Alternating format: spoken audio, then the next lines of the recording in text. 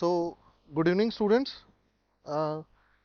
आज हम जो टॉपिक लेके चल रहे हैं that is our FM forensic medicine competency number 3.1 and that is identification.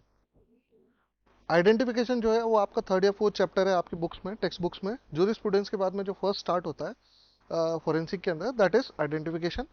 और इसको स्टार्ट करने से पहले, क्योंकि हमारा फर्स्ट लेक्चर है हमारे इस यूट्यूब चैनल का और हमारे फॉरेंसिक मेडिसिन का, तो मैं आपको एक बेसिक स्कीम बता देता हूँ जो कि फार्माकोलॉजी, फॉरेंसिक मेडिसिन और सारे सब्जेक्ट्स में फॉलो होगी।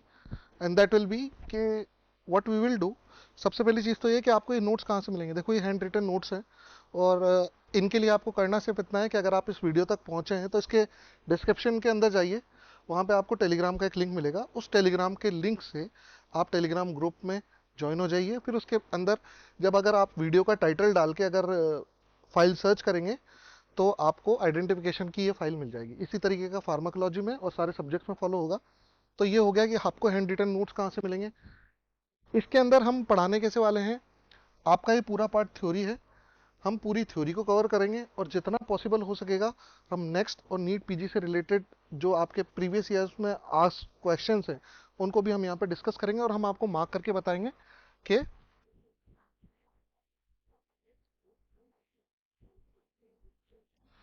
फॉर एग्जांपल अगर आपके यहाँ पे क्वेश्चन आया हुआ है तो हम उसको मार्क करके आपको बताएंगे।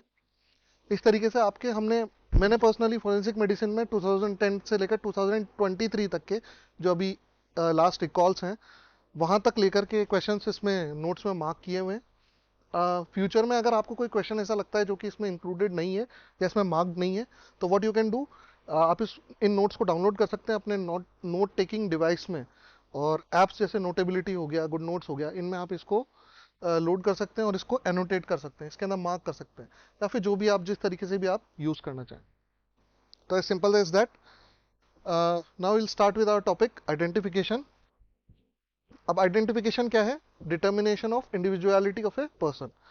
आपके पास में फोरेंसिक में क्या होता है, कई बार ऐसा होता है कि हमें कहीं कोई स्कल मिल गया, कोई अनआइडेंटिफाइड डेड बॉडी मिल गई, तो हम 14 पैरामीटर्स के बेसिस पे उसका फिक्सेशन करते हैं, उसकी इंडिविजुअलिटी का। इंडिविजुअलिटी मतलब ये पर्सन माया देवी है, इसकी एज 54 ईयर्स है, ये इस गांव की रहने वाली है, इसकी वाइफ है, इसकी बेटी है।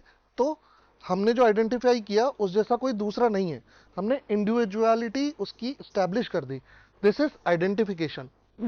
अगर हम उस कल से, उस अनआइडेंटिफाइड डेड बॉडी से या फिर एक डेस्टिट्यूट पर्सन से अगर उसकी एग्जैक्ट आइडेंटिफिकेशन कर पाए तो that will B absolute fixation. जैसे कि माया देवी का मैंने एग्जांपल बताया, अगर हम सिर्फ इतना बता पाए कि ये एक फीमेल की बॉडी है और जिसकी एज अराउंड 50 से 55 ईयर्स है, लेकिन ना हम उसका फिंगरप्रिंट ले पा रहे हैं क्योंकि डिकम्पोज बॉडी है, या फिर हम उसका डीएनए नहीं ले पा रहे हैं क्योंकि डीएनए डिस्ट्रॉय हो चुका है, तो इन दैट केस हम सिर्फ पार्शियल फिक्सेशन कर पाएंगे।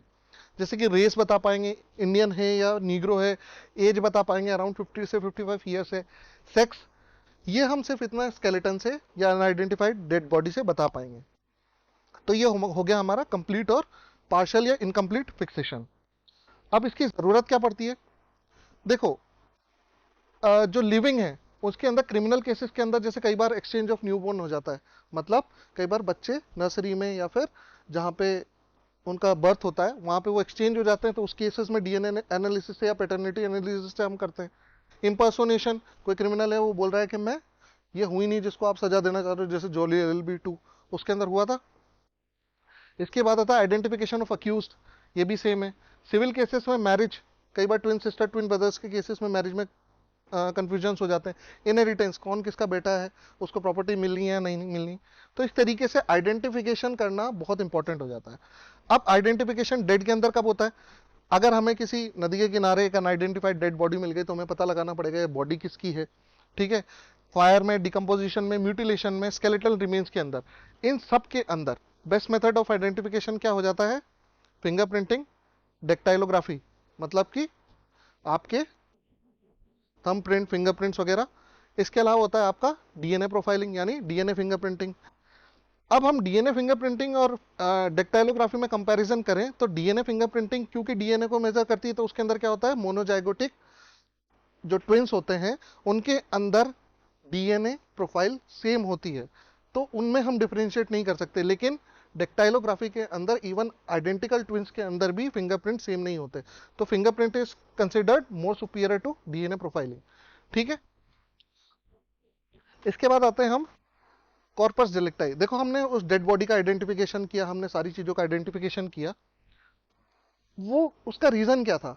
क्योंकि कॉर्पस डेलिक्टाई हम बोलते हैं बॉडी ऑफ क्राइम या एसेंस ऑफ क्राइम। इसमें दो चीजें होती है, नंबर वन कि जिस बॉडी को आप क्लेम कर रहे हो वो बॉडी एक पर्टिकुलर पर्सन की है, नंबर वन। नंबर दो, उसके ऊपर कोई ऐसा क्रिमिनल एक्ट हुआ है जिसकी वजह से उसकी डेथ हुई है या उसको इंजरी या हार्म हुआ। In both these cases, number one, एक तो उसका आइडेंटिफिकेशन बहुत जरूरी हो जाता है, और दूसरी चीज उसके ऊपर क्रिमिनल फोर्स का यूज होना, वो भी एक पर्टिकुलर पर्सन के द्वारा, ये होना जरूरी हो जाता है। तो कॉर्पस डेलिक्टाई को हम बोलते हैं बॉडी ऑफ क्राइम या एसेंस ऑफ क्राइम। इसका मतलब है एक पर्टिकुलर प्लेस पे, एक पर्टिकुलर जगह पे, एक पर्टिकुलर मेथड से किसी बॉडी के साथ, आइडेंटिफाइड बॉडी के साथ में एक क्राइम हुआ है जो कि एक पर्टिकुलर पर्सन ने किया है with the use of particular criminal force या इंटेंशन। इसलिए आइडेंटिफिकेशन जरूरी हो जाता है। फॉर एग्जांपल, माया देवी के मर्डर में रामनिवास ने अगर उसका मर्डर किया है और माया देवी आइडेंटिफाई ही नहीं हुई, तो रामनिवास को बेल मिल जाएगी कि आप मेरे ऊपर जिसका मर्डर का आरोप लगा रहे हो वो तो क्या कहते हैं माया देवी है ही नहीं, आप माया देवी के मर्डर का आरोप लगा रहे हो, और माया देवी तो यहाँ पे ये आइडेंटिफाई नहीं हुई कि वो डेड है या अलाइव है। तो इन इन दैट केस ये जरूरी हो जाता है कि आइडेंटिफिकेशन एब्सोल्यूट हो, पार्शल ना हो। पार्शल होगा तो सिर्फ वो रिलेटेबल एविडेंस के रूप में कोर्ट में काम आता है। ठीक है, बाकी आप इसमें हम पढ़ेंगे। इसके बाद आता है अपना आइडेंटिफिकेशन डेटा। जैसा मैंने आपको बताया था कि 14 पॉइंट्स होते हैं, ये जो शुरुआती 10 पॉइंट्स होते हैं। जैसे हमें वो जो बॉडी मिली थी उसके अंदर हम क्या क्या चीजें आइडेंटिफाई करेंगे? सबसे पहले उसकी रेस पता करेंगे, उसका सेक्स फीमेल है कि मेल है, एज पता करेंगे किस एज ग्रुप की है, डेंटिशन, उसके दांतों के प्रिंट क्या हैं, जनरल डेवलपमेंट स्टेचर, हाइट क्या है उसकी। तो इस तरीके से हम उसके बारे में जितना डेटा उस बॉडी से निकाल सकते हैं हम निकालने की कोशिश करेंगे। 1 से 10 तक जो डेटा है ये हम लिविंग और नॉन लिविंग दोनों के अंदर आइडेंटिफाई कर सकते हैं, लेकिन 11 से लेकर 14 तक का जो डेटा है ये सिर्फ लिविंग के अंदर आइडेंटिफाई होता है। लिविंग के अंदर आइडेंटिफाई होने वाला डेटा है जैसे हैंड राइटिंग है, वो आप अगर आपको डेड बॉडी मिली है आप उसकी हैंड राइटिंग कैसे कंफर्म करोगे? Similarly voice, gait, memory and education, ये सब ऐसे हैं जो सिर्फ हम लिविंग के अंदर ही आइडेंटिफाई कर सकते हैं। इसके अलावा आता है हमारा 1 से 10 तक, इन पे हम आगे बढ़ेंगे और इनको एक एक करके डिटेल में पढ़ेंगे। सबसे पहले आता है आइडेंटिफिकेशन ऑफ रेस। रेस का आइडेंटिफिकेशन कैसे करते हैं?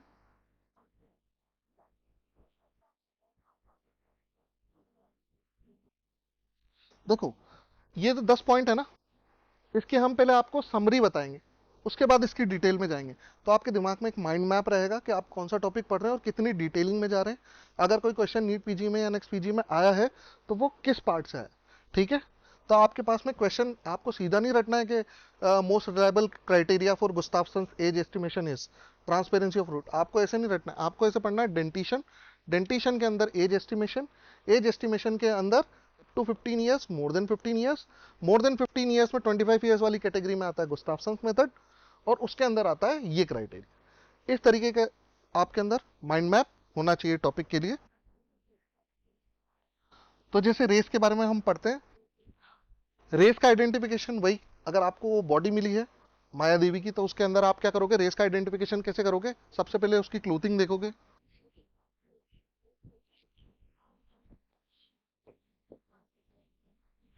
सबसे पहले आप उसकी क्लोथिंग देखोगे, उससे पता चलेगा कि अगर उसने घाघरा चोली पहनी है तो may be she is from rural background, अगर उसने बुरका पहना है तो मे बी शी इज मुस्लिम।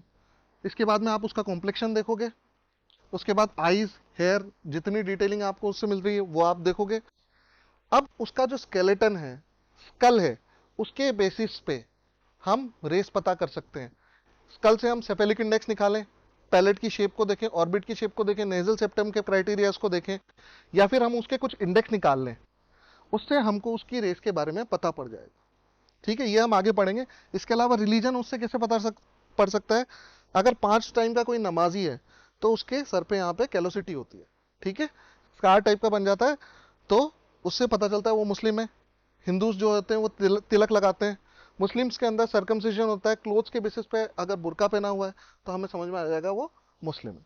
ठीक है, तो हम डिटेल में अब चलते हैं स्कल के ऊपर, जिसमें हम डिस्कस करेंगे सेफेलिक इंडेक्स, पैलेट, ऑर्बिट और नेजल सेप्टम। इनसे कैसे पता पड़ेगा हमको कि वो कौन सी रेस का है। ठीक है,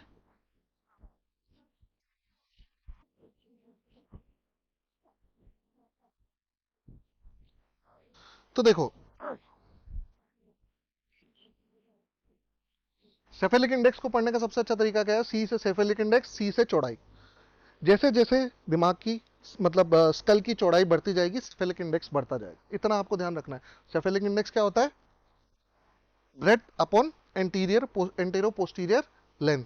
ठीक है, इसके बेसिस पे इसको क्लासिफाई करते हैं डोलिकोसेफेलिक, ठीक है, या फिर मिजेटिसेफेलिक, या फिर ब्रेकिसेफेलिक। अब हम देखें जैसे जैसे विड्थ बढ़ रही है वैसे वैसे सेफेलिक इंडेक्स भी बढ़ता जा रहा है। अब आपके क्वेश्चन ये पूछा जाता है, देखो मैं आपको वो बता दूं, क्वेश्चन जो है वो आपके किस तरीके से पूछा जाता है।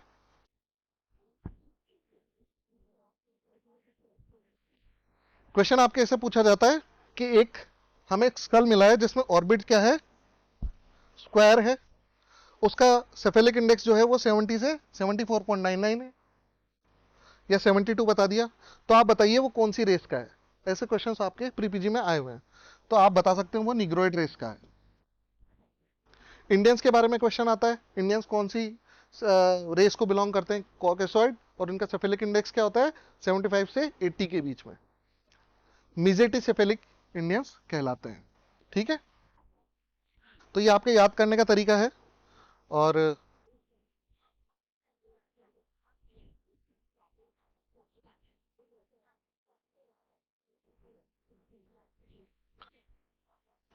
तो इसके बाद हम और ऊपर चलते हैं।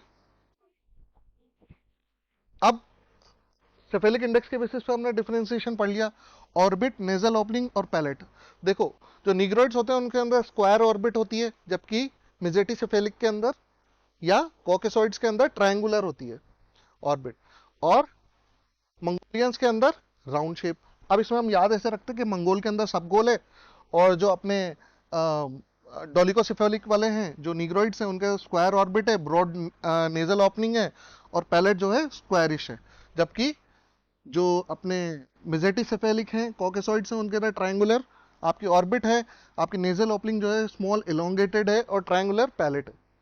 तो ये आपको इस तरीके से याद रखना है। इसके अलावा कुछ एक इंडेक्स हैं जो आपको सिर्फ रिमेंबर करने हैं, ये आपके प्री पीजी में पूछे गए हैं, जैसे क्रूरल इंडेक्स पूछा गया है और इंटरमेम्ब्रल इंडेक्स पूछा गया है आपसे। तो मैंने कहा ना कि आपके दिमाग में मैप होना चाहिए, सीधे क्रूरल इंडेक्स याद करने से नहीं होगा। अगली बार क्वेश्चन आ जाएगा is use for the determination of what, तो आपको पता होना चाहिए कि रेस के अंदर ये टॉपिक दिया हुआ है। आगे चलेंगे हम, ये वही डायग्राम है, इसको आप इस तरीके से भी समझ सकते हो जो मैंने आपको पीछे बताया।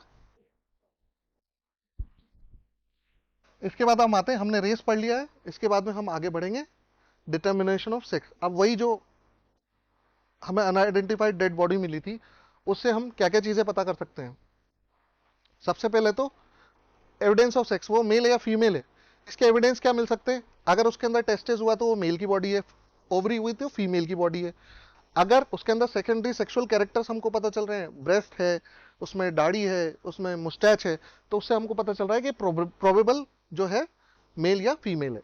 इसी तरीके से प्रिजम्पटिव, अगर वो अलाइव होता, अगर हमको कोई अननोन पर्सन मिलता तो हम उसमें वॉइस से या सुन के पता चल सकता था हमको कि ये मेल है या फीमेल है, जैसे high pitch sound, low pitch sound, इसके बेसिस पे। मेडिको लीगल इंपॉर्टेंस क्या होता है, सेक्स को पता करना कहाँ जरूरी है, लिविंग के अंदर, जैसे स्पोर्ट्स हो गया, ठीक है, स्पोर्ट्स के अंदर पता चलता है कि कौन सी कैटेगरी में उसको जाना है। प्री एम्प्लॉयमेंट, फीमेल्स के लिए अगर मान लो रिजर्वेशन है तो उसके अंदर सेक्स का आइडेंटिफाई करना जरूरी हो जाता है। सेक्स स्पेसिफिक क्राइम जैसे पॉक्सो, रेप, रेप के अंदर female cannot rape a male, तो उसके अंदर मेल या फीमेल पता होना बिल्कुल एब्सोल्यूट फिक्सेशन जरूरी है। किसके अंदर डिफिकल्ट होता है आइडेंटिफाई करना, इंटरसेक्स के अंदर, जो डिसऑर्डर्स ऑफ सेक्सुअल डेवलपमेंट होते हैं उनके अंदर, ट्रांसजेंडर, ठीक है, जिसके अंदर दोनों जेनाइटेलियाज प्रेजेंट होते हैं, कंसील्ड सेक्स, जिसके अंदर बचपन से ही बच्चे को माँ बाप ने इस तरीके से बड़ा किया, पता नहीं लग रहा कि वो उसको वो मेल है या फीमेल है, मतलब फीमेल थी उसको मेल की तरह कपड़े पहना के उसके शॉर्ट हेयर करके उसको उस तरीके से बड़ा किया।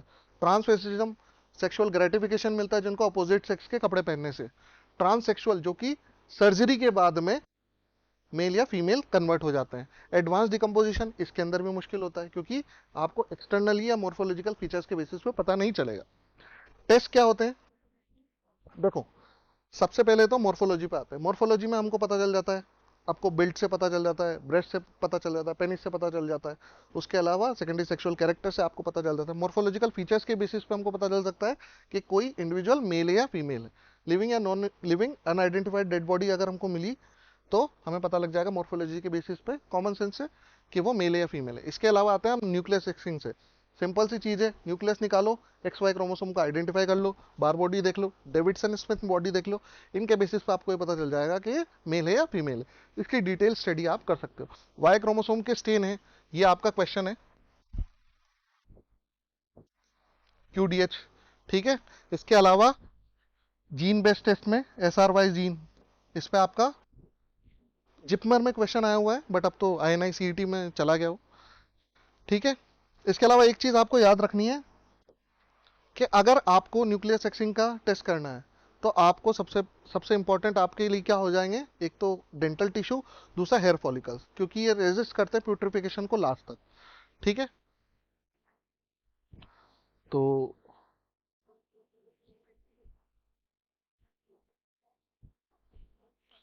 फिर हम आगे मूव करते हैं। डिसऑर्डर्स ऑफ सेक्सुअल डेवलपमेंट आपका बहुत इंपॉर्टेंट टॉपिक है।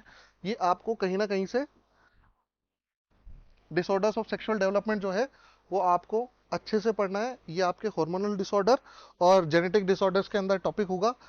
आइडेंटिफिकेशन के अंदर जो क्वेश्चन बैंक है उसमें एटलीस्ट 30 से 40% क्वेश्चन सिर्फ DSD नाम से टॉपिक्स है। इसके अंदर इंटरसेक्स आता है, Sheehan syndrome, down syndrome, Klinefelter Turner वगैरह, ये सारे सिंड्रोम्स आते हैं। इसके बारे में आपको डिटेल में पढ़ना है।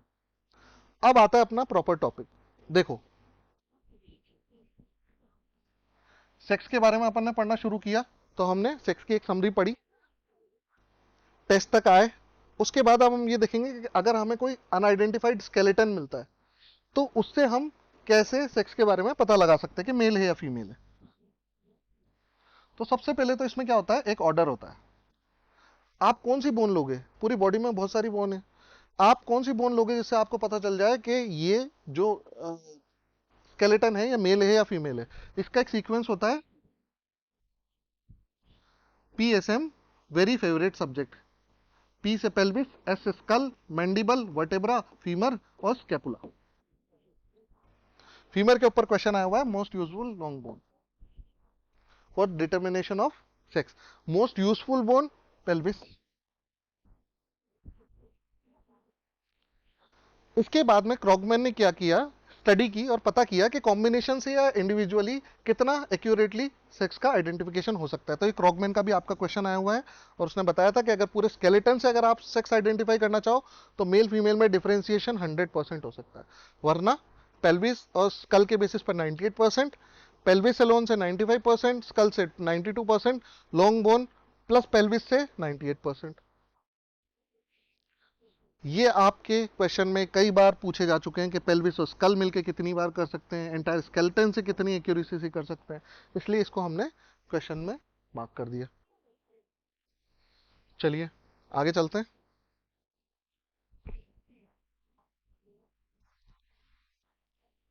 नेक्स्ट देखो, मैंने आपको बताया कि पेल्विक, स्कल और इनके बेसिस पे हम सेक्स को आइडेंटिफाई करते हैं। अब ये तो आपके डिटेलिंग में आपकी पूरी बुक्स में दे रखा है। What I will do here कि मैं आपको बस एक आइडिया देता हूँ इंपॉर्टेंट चीज का। सबसे पहले तो हम एक चीज समझते हैं, इस पे हम बाद में आएंगे। आपके जो टेबल्स एंड डायग्राम्स आपके टेक्स्ट बुक्स में दिए हुए हैं, आपको उसको पढ़ने का तरीका है, उसमें बहुत सारे पॉइंट्स हैं। आप एक बेसिक चीज ये समझ लो कि जैसे मेल और फीमेल स्केलेटन के बीच में डिफरेंशिएट आप किस तरीके से करोगे, कि मेल स्केलेटन में जो भी बोन होगी उसमें लार्ज लार्ज आर्टिकुलर सरफेस होगी फर्स्ट ऑफ ऑल। ठीक है, इसमें रफ एंड ग्रेनुलर शाफ्ट होगी। रिजेस मोर प्रोमिनेंट होगी मेल के अंदर, रिजेस मतलब जहां पे मस्कुलर अटैचमेंट्स होते हैं। इसके अलावा ग्रेनुलर सरफेस है, 8% लॉन्गर स्केलेटन होता है मेल का, और इसका वे जो होता है, वजन जो होता है 4.5 केजी होता है, जबकि फीमेल स्केलेटन का होता है अराउंड 2.75 केजी। ये एक बेसिक डिफरेंस है मेल और फीमेल स्केलेटन में। अब हम इंडिविजुअल जब बोन के ऊपर जाएंगे, जैसे पेल्विक्स हो गई, स्कल हो गया, मैंडिबल हो गया, वर्टेब्रा, फीमर, जो भी हो गए, उसके अंदर हमको बेसिक सी एक ट्रिक याद रखनी है कि जहां भी ये वर्ड्स आ रहे हैं, ठीक है, जैसे लेस प्रोमिनेंट, हमने बोला ना आर्टिकुलर सरफेस लार्ज है तो उसमें स्मॉल हो जाएंगी, लेस प्रोमिनेंट तो फीमेल, राउंड है तो female, smooth, curved, small, absent, shallow, ये सारे वर्ड्स जहां भी यूज हो रहे हैं वहां पे आपको ये ध्यान रखना है कि ये फीमेल के लिए यूज हो रहे हैं। और इसके अलावा अगर किसी क्राइटेरिया में, जैसे मतलब टोटल स्कल में अगर 15 क्राइटेरिया है तो उसमें से 2 या 3 4 क्राइटेरिया ऐसे होंगे जिनमें ये वर्ड्स यूज नहीं हो रहे हैं, उनके ऊपर आपको स्पेशल ध्यान रखना है। सबसे इजी तरीका यही है डिफरेंसेस को याद करने का, ठीक है। तो इसके बाद अब मैं आपको कुछ क्राइटेरिया बताता हूं। जैसे स्कल के अंदर आपको सुपरसिलियरी मार्जिन पे, ऑर्बिट्स पे, मेस्टोइड पे, फ्रंटल एंड पेराइटल एमिनेंस पे ध्यान देना है। मैंडिबल के अंदर आपको गोनियन एंगल लेस ऑप्ट्यूस होता है। अब जैसे हमने बोला था मोर होती हैं, लेकिन मेल के अंदर लेस ऑप्ट्यूस होता है, अभी मैं आपको आगे बताऊंगा। पेल्विस के अंदर प्री ऑरिकुलर सल्कस, सब प्यूबिक एंगल, ग्रेटर शियाटिक नोच, ये सारी चीजों के बारे में आपको इंपॉर्टेंटली ध्यान रखना है। पेल्विस बहुत इंपॉर्टेंट बोन है, हमने बोला ना सबसे इंपॉर्टेंट बोन है पेल्विस, और पेल्विस के बारे में आपको ये 3 क्राइटेरिया तो बिल्कुल याद रखना है। अब हम चलेंगे हमारी प्रीवियस स्लाइड। तो अब हम आते हैं पिछली स्लाइड पे जो हमने स्किप की थी, ताकि हम वो जनरल फीचर्स पढ़ पाए। अब हम आपको जनरल फीचर्स के बाद में स्पेसिफिक फीचर्स पे आते हैं। एक एक फीचर मैं नहीं बताने वाला हूँ, आपके कम से कम 10-15 पॉइंट है हर उसमें, लेकिन मैं जो आपको बेसिक है वो समझा रहा हूँ। कि जैसे मेल्स के अंदर क्या होता है, एक स्लोपिंग फोरहेड है, जबकि देख रहे हो आप, जबकि फीमेल्स के अंदर ऑलमोस्ट वर्टिकल है। मेल्स के अंदर प्रोमिनेंट है ग्लैबेला, जबकि फीमेल्स के अंदर ग्लैबेला प्रोमिनेंट नहीं है। ऑर्बिट जो है मेल्स के अंदर कैसी है, स्क्वायर है, जबकि फीमेल के अंदर राउंड ऑर्बिट है। इसी तरीके से अगर हम मैंडिबल पे जाएंगे तो this is less obtuse, females के अंदर मोर ऑप्ट्यूस। फीमेल्स के अंदर चिन जो है वो राउंडेड होती है, जबकि मेल्स के अंदर स्क्वायर होती है। इसके बाद अगर पेल्विस पे हम जाएं तो आप देखो मेल्स के अंदर क्या होता है, हार्ट शेप्ड इनलेट होता है, जबकि फीमेल्स के अंदर सर्कुलर या एलिप्टिकल। एक फीमेल्स के अंदर एक होता है प्री ऑरिकुलर सल्कस, वो क्या होता है, attachment of anterior sacroiliac ligament, और वो डिनोट करता है बर्थ ट्रोमा को। तो क्योंकि बर्थ फीमेल्स ही देती हैं तो वो प्री ऑरिकुलर सल्कस जो है फीमेल्स में ही प्रेजेंट होता है। इसके बाद सब प्यूबिक एंगल हम देखेंगे तो फीमेल्स में यू शेप होता है अराउंड 90 से 110 डिग्री, जबकि मेल्स के अंदर ही कितना होता है, वी शेप्ड होता है और होता है अराउंड 70 डिग्री। अब देखो फीमेल की जो पेल्विस है उनको बर्थ के लिए एकोमोडेट होना है, फीटस को एकोमोडेट करना है, तो this is more circular and more round, और थोड़ा सा जो प्यूबिक सिंपाइसिस है, जो अटैचमेंट है प्यूबिक सिंपाइसिस का, वो थोड़ा सा वाइड रहेगा। इसलिए आने वाले फीटस को एकोमोडेट करने के लिए हार्मोनली क्या बोलते हैं हम, कि सब प्यूबिक एंगल्स फीमेल्स में थोड़ा सा वाइड होता है, ठीक है। तो ये हो गया हमारा मेल और फीमेल स्केलेटन में डिफरेंस। इसके अलावा कुछ एक प्री पीजी के हिसाब से इंपॉर्टेंट चीज़ें हैं जो आपको याद रखनी है, जैसे कि मैंने आपको बता ही दिया था अभी, प्री ऑरिकुलर सल्कस, ये इंपॉर्टेंट चीज़ थी। इसके अलावा एशलीज रूल है, ये भी क्वेश्चन आया हुआ है। नहीं, क्वेश्चन सब हम यहाँ पे,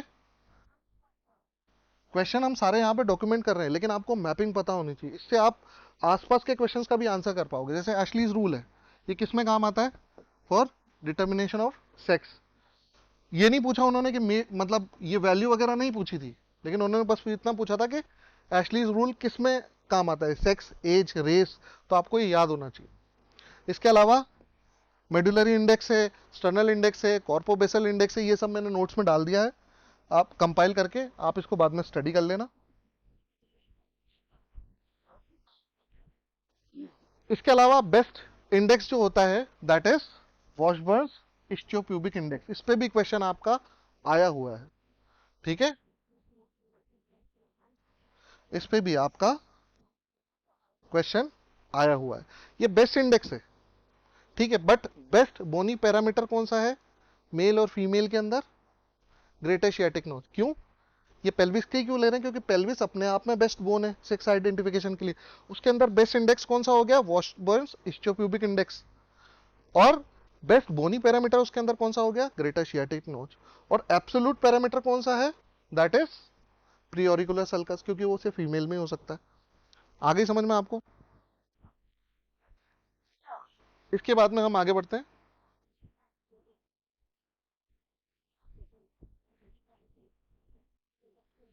ये मैं आपको बता चुका हूं, तो हमारा identification of sex is completed. देन हम नेक्स्ट टॉपिक पे आते हैं, that is determination of age. तो हमने रेस कर लिया, हमने एज का डिटर्मिनेशन कर लिया। Now will move on to the determination of age. वही, हमको कोई स्केलेटन मिला है, हमको कोई अनआइडेंटिफाइड डेड बॉडी मिली है, या हमको स्कल मिला है, तो उस केस में हम उससे एज कैसे पता कर सकते हैं? एक जनरल रूल होते हैं इसमें। नंबर वन, कि फीमेल की age for a given fusion, for a given criteria, female जल्दी मेच्योर हो जाती हैं। अगर आप बोन का फ्यूजन देखें, टीथ का इरप्शन देखें, तो वो फीमेल्स में जल्दी होता है, नंबर वन। नंबर टू, अगर किसी की एज एस्टिमेशन करनी है स्केलेटन से या बॉडी से, तो अगर हमें 15 ईयर्स तक की एज एस्टिमेशन करनी है, तो उसके लिए best parameter is dentition. Dentition के बेसिस पे हम आइडेंटिफाई करते हैं, ये जनरल रूल है। और अगर 15 से हमको 25 तक की करनी हो, तो हम ऑसिफिकेशन ऑफ बोन्स के बेसिस पे करते हैं। 25 एंड अबव अलग अलग क्राइटेरियाज है, जो हम आपको विद टाइम बता देंगे, ठीक है।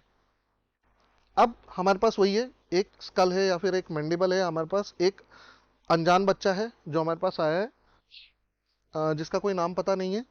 तो हम उसमें डेंटिशन से एज कैसे पता करेंगे? ठीक है, number one. Number two, ossification of bone से कैसे एज पता करेंगे? Number three, symphyseal surface of pubis को देख के एज कैसे पता करेंगे? स्कल स्यूचर के क्लोजर के बेसिस पे कैसे एज पता करेंगे?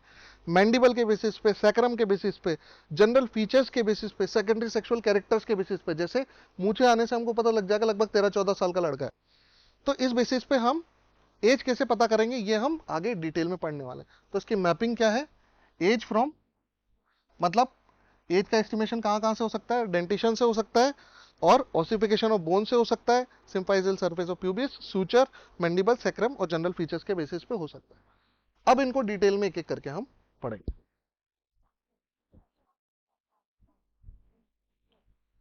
सबसे पहले आते हैं हम डेंटिशन से। देखो, डेंटिशन से एज का कैसे पता पड़ेगा? अगर मैं बोलूं किसी के मुंह में दूध के दांत हैं, तो आप बता सकते हो हाँ भाई ये बच्चा 6 महीने से तो ज्यादा का है, क्योंकि 6 महीने पे दूध के दांत आने या टेम्परेरी टीथ आने स्टार्ट होते हैं। अगर मैं बोलूं कि इसके थर्ड मोलर आ चुका, अकल दाढ़ आ चुकी है, सारी अकल दाढ़ चारों आ चुकी है, तो उस बेसिस पे आप ये कह सकते हैं नहीं यार ये कम से कम 18 साल से तो ज्यादा का है, क्योंकि अकल दाढ़ आने में 18 साल के बाद का ही टाइम लगता है। एग्जैक्टली साइंटिफिकली बोलूँ तो 17 से 25 ईयर्स ऑफ एज। इसका मतलब है कि डेंटिशन के इरप्शन और उनके अपीयरेंस के बेसिस पे हम किसी बच्चे की, किसी अनआइडेंटिफाइड या अननोन पर्सन की एज पता कर सकते हैं। लेकिन मैंने क्या बताया, इसकी एक्यूरेसी कब तक है? Only up to 15 years of age. अब ये जनरल चीजें हैं कि 3-4 मंथ्स ऑफ इंट्रायूटेराइन लाइफ तक एल्वियोलर कैविटीज फॉर्म हो जाती हैं।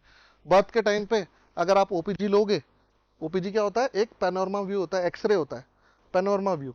अगर हम फ्लैट एक जो नॉर्मल एक्सरे अगर एक साइड से लेंगे, तो इधर के टीथ के साथ इधर के टीथ की क्राउडिंग हो जाएगी। अगर हम फ्रंट से लेंगे तो पीछे वाले टीथ इनविजिबल हो जाएंगे। तो इसलिए एक पैनोरमा एक्सरे होता है। पैनोरमा मोड में एक एक्सरे मशीन ऐसे घूमती है, आदमी खड़ा रहता है और उसके पूरे उसका एक फ्लैट एक्सरे आ जाता है। कर्व्ड सरफेस का फ्लैट एक्सरे पैनोरमा व्यू से लिया जा सकता है, ठीक है। तो इसी के साथ फिर आगे हम बढ़ेंगे। एनाटमी जनरल आपने पढ़ी होगी फर्स्ट ईयर में, थोड़ा सा रिवाइज करते हैं। ये क्राउन होता है आपका, ये नेक होती है, ये रूट होती है, और ये जो पार्ट जा रहा है आपका ये गम्स है। इसके अंदर वही पार्ट्स हैं, पेरियोडोंटल मेम्ब्रेन है, सीमेंटम है। ये सब क्राइटेरिया आपको आप भी आगे समझ में आएंगे कि क्यों इंपॉर्टेंट है। कि क्वेश्चन आपके आता है इनेमल जो होता है वो हाइड्रोक्सीपेटाइट का बना होता है, crystalline calcium phosphate, hardest known substance in the human body. ठीक है,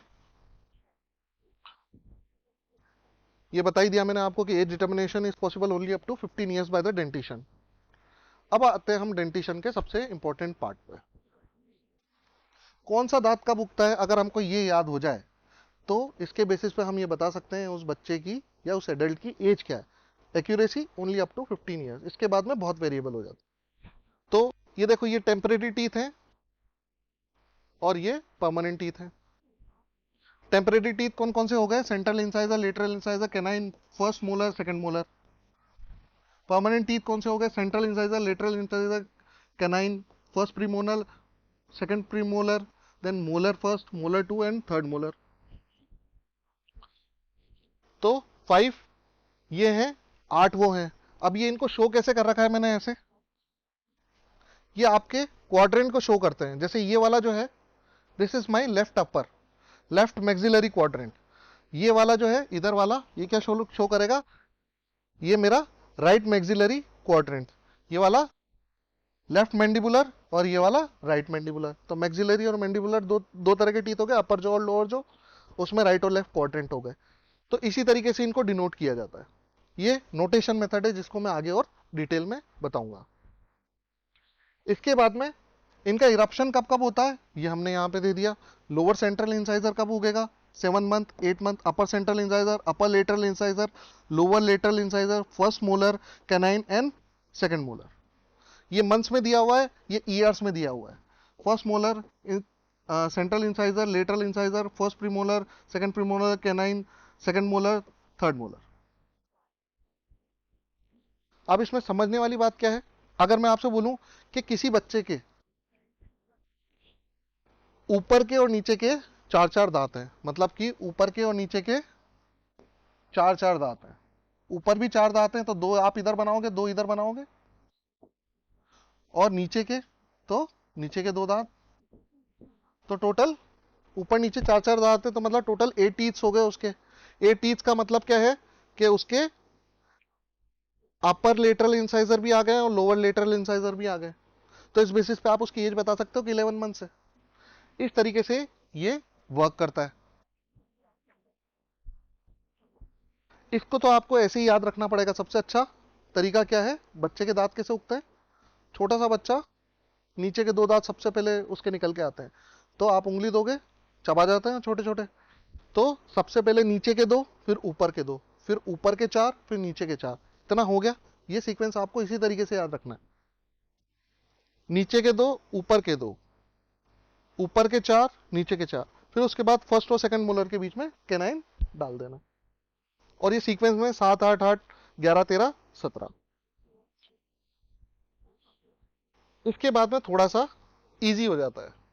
परमानेंट के बारे में याद करना, क्वेश्चन भी ज्यादातर परमानेंट पे ही पूछे जाते हैं। उसका रीजन क्या है, इसकी एक ट्रिक है। मम्मा इज इन पेन, पापा कैन मेक मेडिसिन। मम्मी की तबीयत खराब है, पापा दवाई बना सकते हैं। मतलब मम्मी इज इन पेन, पापा कैन मेक मेडिसिन। नाम से आपको याद करना है, ईयर्स में इनकी एज दे रखी है। एक क्वेश्चन आपका आया हुआ है कि एज ऑफ मिनार्की से कौन से टीथ का इरप्शन कोरिलेट करता है, इस तरीके से क्वेश्चन आया। तो मिनार्की हम बोलते हैं अराउंड 13 ईयर्स के लगभग होती है, और सेकंड मोलर उसी टाइम पे इरप्ट होता है, तो इसलिए उसका आंसर जाएगा सेकंड मोलर। ठीक है, तो ये आपको डिफरेंस समझ में आ गया। इसके अलावा टेम्परेरी और परमानेंट टूथ में और भी डिफरेंसेस होते हैं। इसके लिए एक सिंपल सा फिगर आपको याद रखना है। देखो, ये वाले क्या है, परमानेंट टीथ है, तो क्या होंगे, broad long heavy. Broad long heavy बनाया मैंने इसको। इधर वाला क्या है, शॉर्ट और थोड़ा सा हल्का है, लाइट वेट है। टेम्परेरी मोलर ज्यादा हैवी होते हैं as compare to permanent premolar. ये एक एक्सेप्शन याद रखने लायक बात है, और एक्सेप्शन हम हमेशा याद रखते हैं, पीएमटी के टाइम से हमारी आदत है। इसके अलावा जो परमानेंट जो टीथ होते हैं, they are inclined forwards. Ivory white, ivory मतलब हाथी दांत, देखो हाथी बना रखा है, ठीक है।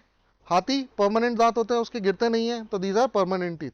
जबकि अगर इसके अंदर हम देखें तो ये होते हैं चाइना वाइट। चाइना का माल टेम्परेरी होता है, तो हम बोल सकते हैं कि टेम्परेरी जो टीथ होते हैं उनका कलर होता है चाइना वाइट। और इनका डायरेक्शन, जैसे इसका तो एंटीरियरली इंक्लाइंड है, ये होता है वर्टिकल। मतलब अगर ऊपर का दांत है तो वर्टिकली डाउनवर्ड्स, नीचे का दांत है तो वर्टिकली अपवर्ड्स।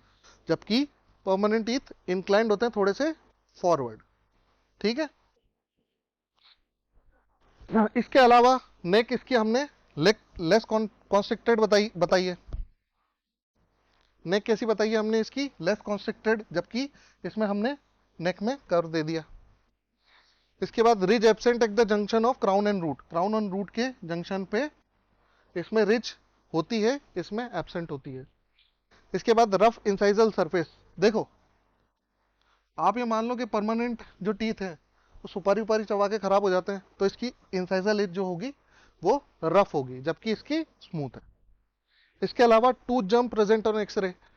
अगर हम इसका एक्सरे लेंगे टेम्परेरी टीथ का, तो नीचे से परमानेंट मोलर आने वाला है, मतलब परमानेंट टीथ आने वाला है, तो यहाँ पे टूथ जम्प दिखेगा। इसमें कौन सा दांत आने वाला है? कोई नहीं, तो यहाँ पे हमें कोई टूथ जम्प नहीं दिखेगा। तो ऑल इन ऑल ये हमारा फाइनल फिगर है। इसको अगर आपने याद रख लिया तो आपको ये सारे डिफरेंसेस याद हो जाएंगे।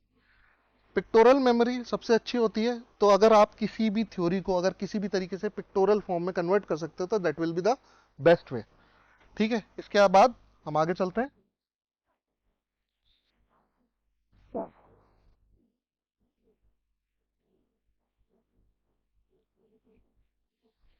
टेम्परेरी और परमानेंट टीथ में एक और इंपॉर्टेंट पॉइंट आपको यहीं पे समझा देते हैं। देखो ये 5 टीथ है। Central incisor, lower lateral incisor, canine, first molar, second molar. जो नेक्स्ट टीथ है ना परमानेंट, शुरू बीच के 5, वो तो इनको रिप्लेस करके निकलने वाले हैं। मतलब कि central incisor, lateral incisor, canine, फिर फर्स्ट प्रीमोलर और सेकंड प्रीमोलर। ये क्या है? ये 5 तरह के टीथ कौन से हैं? जो कि पुराने वाले टेम्परेरी टीथ को हटा के और मसूड़ों में आए हैं। तो these are called a successional permanent teeth. जबकि फर्स्ट, सेकंड और थर्ड मोलर क्या है? वो किसी टीथ को हटा के नहीं आए, उन्होंने अपनी नई जगह बनाई है, तो they are known as super added permanent teeth.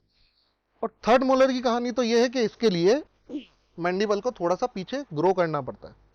ठीक है। उसको बोलते हैं स्पेसिंग ऑफ द जॉ। अगर थर्ड मोलर को निकलना है तो उसके लिए नई जगह ही नहीं चाहिए, बल्कि उसके लिए थोड़ा सा जॉ को भी एक्सपैंड होना पड़ता है। और ये होता है सिर्फ मैंडिबल में। मैक्सिलरी थर्ड मोलर के लिए ऐसा नहीं होता है कि स्पेसिंग हो जाए। मैंडिबुलर थर्ड मोलर का फीचर है कि जब वो इरप्ट होता है तो वो स्पेसिंग करने के बाद इरप्ट होता है। इसके बाद ये थोड़े आपके प्रीपीजी से रिलेटेड क्वेश्चंस हैं, जैसे कि हाइपोथायराइडिज्म पे क्वेश्चन आया हुआ है कि डिलेड डेंटिशन के लिए। कंजेनाइटल सिफिलिस में premature teeth are present at birth, ये आपके क्वेश्चन आया हुआ है। ये एक इंपॉर्टेंट फैक्ट है, ये आपको याद रखना है। ये आपके वाइवा के हिसाब से इंपॉर्टेंट है कि अगर किसी व्यक्ति में सारे थर्ड मोलर प्रेजेंट है तो उसकी एज अप्रोक्सीमेटली कितनी होगी। थोड़ा सा आपको जूम करके बताता हूं मैं।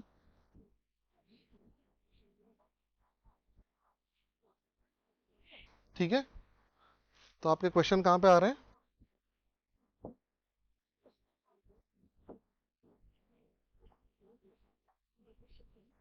यहाँ पे और यहाँ पे एक हाइपोथायराइडिज्म। तो आपकी मैपिंग चल रही है। टेम्परेरी और परमानेंट टीथ के बीच में हम डिफरेंस पढ़ रहे थे, और टेम्परेरी टीथ के अंदर हमने ये पढ़ा है, इससे क्वेश्चन आया है। तो डायरेक्ट क्वेश्चन आंसर याद करने से अच्छा है आप अंडरस्टैंडिंग के साथ, माइंड मैप के साथ उस ऑब्जेक्टिव को यहाँ पे प्लेस करो। अगर आपको कोई एक्स्ट्रा क्वेश्चन यहाँ पे आता है तो बाद में आप उसको यहाँ पे मार्क कर सकते हो। कोई नई चीज़ किसी नए एग्जाम में ऐड होती है तो आप उसको यहाँ पे ऐड कर सकते हो। ठीक है। Let's move on.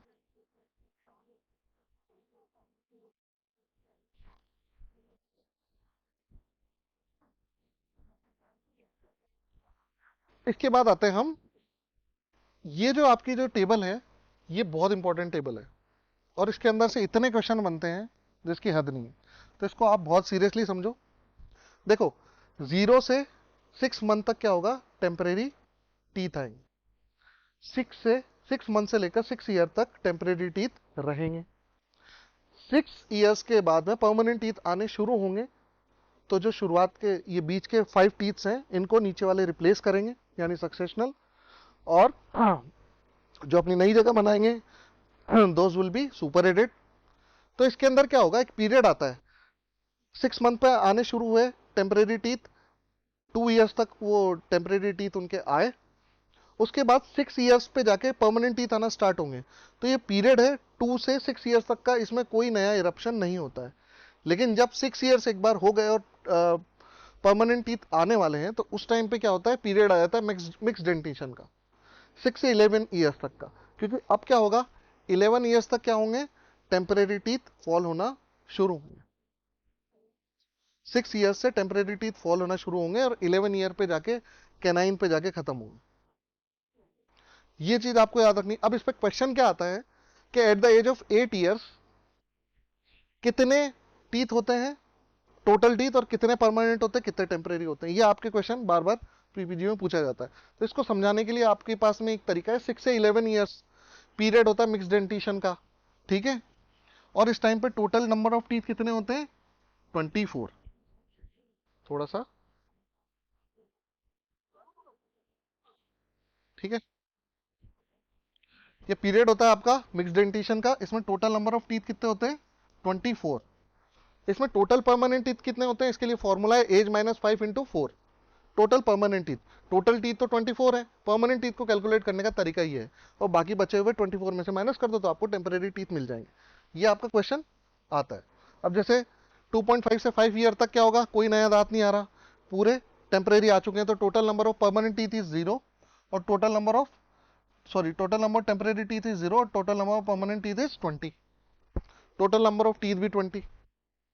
इसके बाद 6 ईयर्स पे क्या होगा, 4 दांत नए आ जाएंगे। मम्मा इज इन पेन, मम्मा मतलब फर्स्ट मोलर।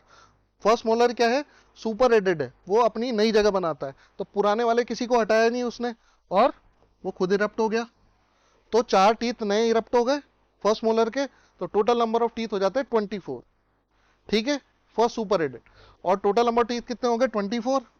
इसके बाद में 20 तो है टेम्परेरी और 4 हो गए परमानेंट। अब इसके बाद में क्या होता है कि ये चार चार जो अब जो आने वाले हैं वो है सक्सेशनल परमानेंट टीथ, वो नीचे वालों को हटा के आएंगे। इसके बाद में 7 ईयर्स पे इंसाइजर्स आएंगे, और इंसाइजर आते ही किसको हटाएंगे, इंसाइजर्स को, टेम्परेरी टीथ को। तो वहां से 4 इंसाइजर माइनस हो जाएंगे और 4 परमानेंट इंसाइजर प्लस हो जाएंगे। तो इसके अंदर 4 प्लस हो जाएंगे, तो ये टोटल हो गए 8 परमानेंट, और इसके अंदर टेम्परेरी टीथ के अंदर से 4 इंसाइजर दूध के दांत चले गए, तो ये हो गया 16। इसी तरीके से चलता रहता है, इसी को इन्होंने फॉर्मूला में बता रखा है, पर बेसिक उसका मेथड ये है, ठीक है। तो आपको ये फॉर्मूला याद रख लो, आप ये टेबल याद कर रख लो, या फिर आप कॉन्सेप्ट याद रख लो। आपके हाथ में क्वेश्चन कहां पे आया हुआ है, 8 ईयर्स पे क्वेश्चन आया हुआ है कि 8 ईयर्स पे total number of permanent teeth कितने होते हैं। तो आप या तो इस तरीके से अंडरस्टैंडिंग से कर लो, या फिर आप फॉर्मूला से कर लो, एज -5 × 4, 8 - 5 मतलब 3, 3 × 4 12, तो total number of permanent teeth are 12। या फिर आप इस टेबल के थ्रू कर लो। इसके अलावा कुछ एक पॉइंट्स हैं, ये इंपॉर्टेंस के लिए आपके नोट्स की, इसलिए मैंने यहाँ पे डाल दिए। समझाने का पार्ट इतना था, थोड़ा आगे चलते हैं। इसके अलावा मैंने बताया था डेंटिशन से मेथड, अब पीछे चलो, चलो थोड़ा पीछे जाता है। एज की समरी में मैंने बताया था डेंटिशन से कैसे पता करते हैं। तो डेंटिशन के बेसिस पे हमने टेम्परेरी और परमानेंट टीथ का इरप्शन एंड कैल्सिफिकेशन देख लिया अभी। इसके बाद हम देखेंगे ये सारे मेथड, ठीक है। अभी हम ऑसिफिकेशन ऑफ बोन्स पे नहीं आए, ठीक है। तो अब हम देखेंगे ये।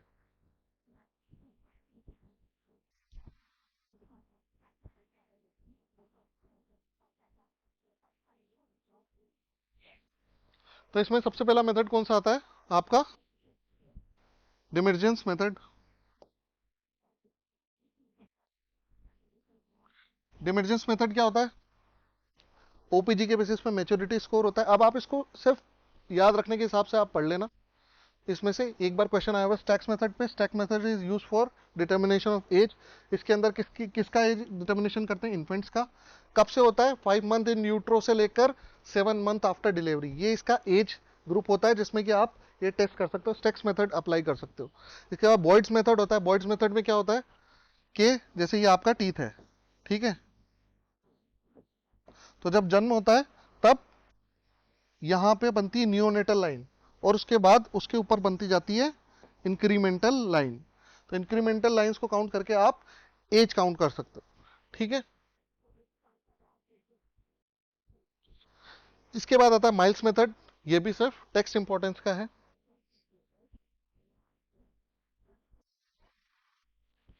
इसके बाद आते हैं हम सबसे इंपॉर्टेंट मेथड पे, जिसका नाम है गुस्तावसन मेथड।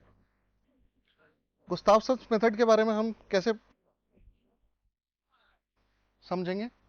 देखो, जो हमने अभी एज ग्रुप बताई है that was up to 15 years. 15 years के बाद में इरप्शन और कैल्सिफिकेशन से आप पता नहीं कर सकते कि एज क्या है। उसके लिए आपको यूज करना पड़ता है गुस्तावसन मेथड। कितने एज ग्रुप में यूज होता है? 25 से 60 ईयर्स में। डेड में ही होता है क्योंकि टीथ को निकालना पड़ता है एग्जामिनेशन के लिए, ठीक है। अब इसमें करते कैसे हैं? सबसे पहले क्या करते हैं कि जैसे आपका ये टीथ है,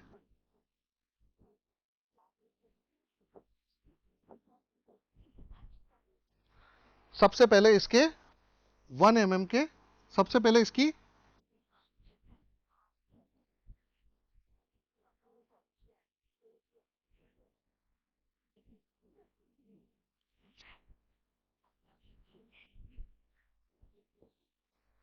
सबसे पहले कैलकुलेट करते हैं इसकी डिग्री ऑफ पेरिडोंटोसिस, कितना वियर एंड टीयर है इसके कस्प पे, ठीक है। फिर उसके बाद में करते हैं इसके 1 mm के लॉन्गिट्यूडनल सेक्शंस।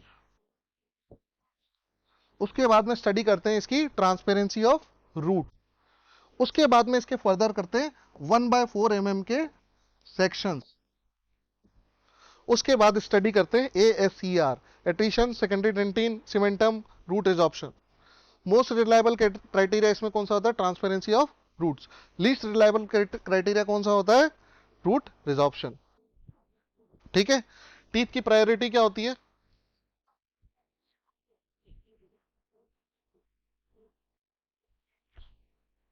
टीथ की प्रायोरिटी क्या होती है? सबसे इंपॉर्टेंट होता है इंसाइजर, फिर उसके बाद कैनाइन, फिर प्रीमोलर, फिर molar, from front to back. आगे जितना अच्छा दांत है उतने अच्छे उसके गुस्ताफसन की स्कोरिंग की एक्यूरेसी होगी, ठीक है। पॉइंट सिस्टम स्कोरिंग आप देख लेना। इसके बाद लेमेंडीन्स मेथड सेम ही होता है, बट इसमें सिर्फ ऊपर के दो 1 mm तक के ही क्राइटेरियाज लेते हैं, ये आपके लिए इंपॉर्टेंट है। इसके बाद हिस्टोलॉजिकल मेथड्स हैं, केमिकल मेथड्स हैं, जिसके अंदर नाइट्रोजन कंटेंट इंक्रीज हो जाता है एज के साथ, iron, copper, selenium, radiocarbon dating, aspartic acid racemisation, ठीक है। ये सारे आपके मेथड्स हैं जो कि आप बुक से पढ़ सकते हैं, बट यूजुअली अभी तक इनमें से कोई क्वेश्चन आया नहीं है। इसके बाद में क्वेश्चन आपका आया हुआ है डीएनए एनालिसिस से, ठीक है। डीएनए एनालिसिस के लिए डेंटिशन की प्रायोरिटी क्या होती है? Molar, premolar, canine, then incisor, reverse of Gustafson, ठीक है। इसके बाद आता है आपका एक important part, that is notation method. इसको हम अच्छे से समझेंगे। देखो, मैंने आपको बताया कि ये कौन सा है? लेफ्ट अपर, ये वाला राइट अपर, ये लेफ्ट लोअर, ये राइट लोअर। ये क्वाड्रेंट्स 4 होते हैं। इनमें नंबर्स के बेसिस पे इंसाइजर को कैसे बताते हैं, कैनाइन को कैसे बताते हैं, उसके बेसिस पे ये डिसाइड होता है कि ये मेथड कौन सा है। 4 तरह के मेथड है, FDI, 2 digit, universal Cunningham, Palmer notation और हार्डर अप। हमने अभी तक जो यूज किया है सबसे कॉमनली वो दैट इज पामर नोटेशन, जो मैं आपको अभी तक टेम्परेरी और परमानेंट बता रहा हूँ, वो मैं आपको पामर नोटेशन के ऊपर बता रहा हूँ। इसके अलावा भी बहुत सारे सिस्टम्स होते हैं, जैसे कि इसके अंदर आपने 11 बता दिया, टेम्परेरी वालों को 11 से स्टार्ट करते हैं, 21, 31, 41। इसके अलावा परमानेंट को 51, 61, 71 और 81, ये नंबर्स दे दिए। यूनिवर्सल वाले 1 से लेकर 32 तक इस तरीके से मार्क कर देते हैं। पामर नोटेशन में 1 से 8, 1 से 8, 1 से 8, 1 से 8, और हार्डर अप में ऊपर वालों को प्लस दे देते हैं, नीचे वाले को माइनस दे देते हैं। तो इन टोटो ये नोटेशन का तरीका है। ये नोटेशन का तरीका क्यों बना डेवलप किया गया, क्योंकि जैसे मान लो किसी फिजिकल एग्जामिनेशन के लिए कोई आया और उसको बताना है कि upper lateral incisor, left upper lateral incisor जो है उसमें कोई लोचा है, टूट गया, फिलिंग है, पार्शियली चिप्ड है, फ्रैक्चर है, समथिंग, तो उसमें आपको यहाँ पे मार्क करना है और फिर इसकी फाइंडिंग आप अपने नोटेशन में लिख सकते हो। अगर एब्सेंट है, जैसे कैनाइन एब्सेंट है लेफ्ट अपर, तो फिर उसको ऐसे करके क्रॉस कर देते हैं। तो ये नोटेशन सिस्टम सिंपल करता है वर्क को, एक विजुअलाइजेशन में समझ में आ जाता है कि हम कौन से टीथ के बारे में बात कर रहे हैं। ठीक है,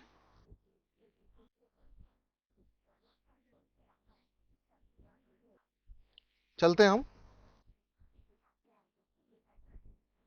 नेक्स्ट स्लाइड के ऊपर। इसके बाद आता है हम डेंटल प्रोफाइलिंग पे। डिटेलिंग में आप आराम से समझना है इसको। यहाँ पे मैं आपको बता दूं, जैसे फिंगरप्रिंट होती है वैसे डेंटल प्रिंट भी होते हैं, एक सांचे पे बाइट करके और डेंटल प्रिंट लगा दिए जाते हैं। अब वो यूनिक क्यों हो जाते हैं, जैसे फिंगरप्रिंट के अंदर तो क्या होता है, लूप्स, आर्चेस, रोल्स और कंपोजिट्स ये होते हैं, इसकी वजह से वो यूनिक हो जाते हैं पैटर्न्स की वजह से।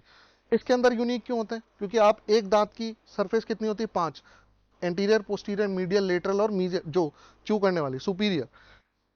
इसके बाद में एक टीथ की 5 सरफेस है, 32 टीथ की कितनी होगी, 160 सरफेसेस होगी।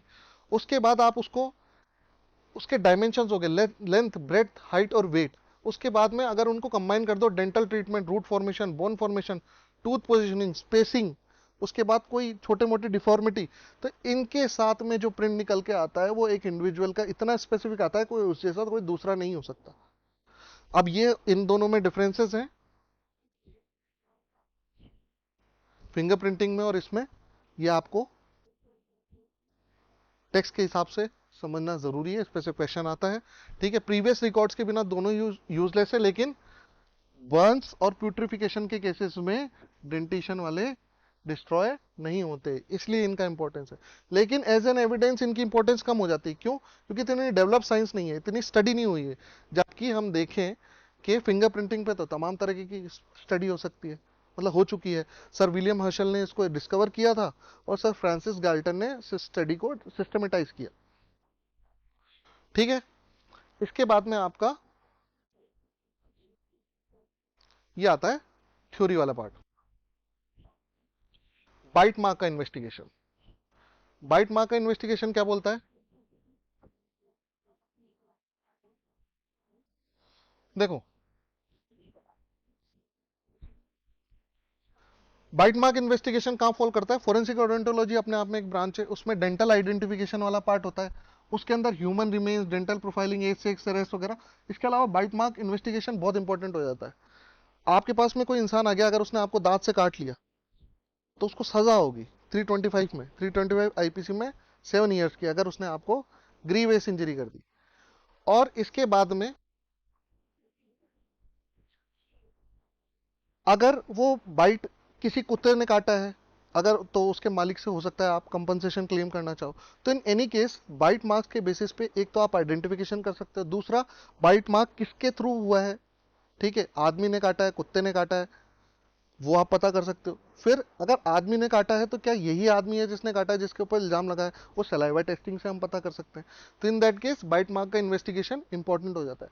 अब इसमें आपके याद रखने वाली बात क्या है, ऐसे तो बहुत डिटेलिंग है, लेकिन याद करने वाली बात क्या है आपके,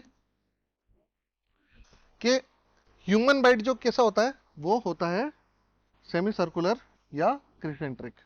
ठीक है, थोड़ा सा इसको,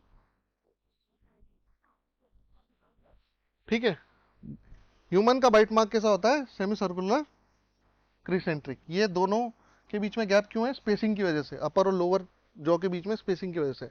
इसके अलावा अगर डॉग बाइट है तो वह कैसा होता है, नैरो स्क्वायरिश आर्क होता है।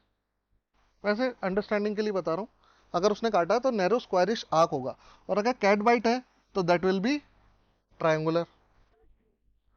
इसी तरीके से बहुत सारे बाइट मार्क्स होते हैं, अलग अलग जानवरों के बाइट मार्क्स होते हैं, लेपर्ड का अलग होता है, लॉयन का अलग होता है, टाइगर का अलग होता है।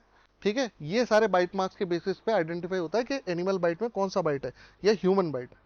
इसकी प्रोफाइलिंग अलग होती है, पीजी का पार्ट है, लेकिन हम थोड़ा सा इसको डिस्कस करना चाह रहे थे यहाँ पे। इसके अलावा और डिटेलिंग है, अगर आपको पढ़ना हो तो आप नोट्स के अंदर पढ़ लेना, बाकी यूजी के हिसाब से हम आगे चलते हैं। डेंटिशन से और क्या क्या इंफॉर्मेशन मिल सकती है हमको? सेक्स के बारे में पता चल सकता है इस मेथड के थ्रू, वाई क्रोमोसोम का पता चल सकता है, ठीक है। अब आपके एनिमल के अंदर एक जीन होता है एमएल जीन, और वो एमएल जीन एमिलोब्लास्ट सेल जो आपके एनिमल के अंदर होते हैं उससे एमिलोजेनिन प्रोटीन सिक्रेट करवाता है। अगर वो फीमेल है तो उसके अंदर XX होगा, और उसके अंदर दोनों जो स्ट्रैंड्स होंगे वो आइडेंटिकल होंगे, प्रोटीन आइडेंटिकल होगा।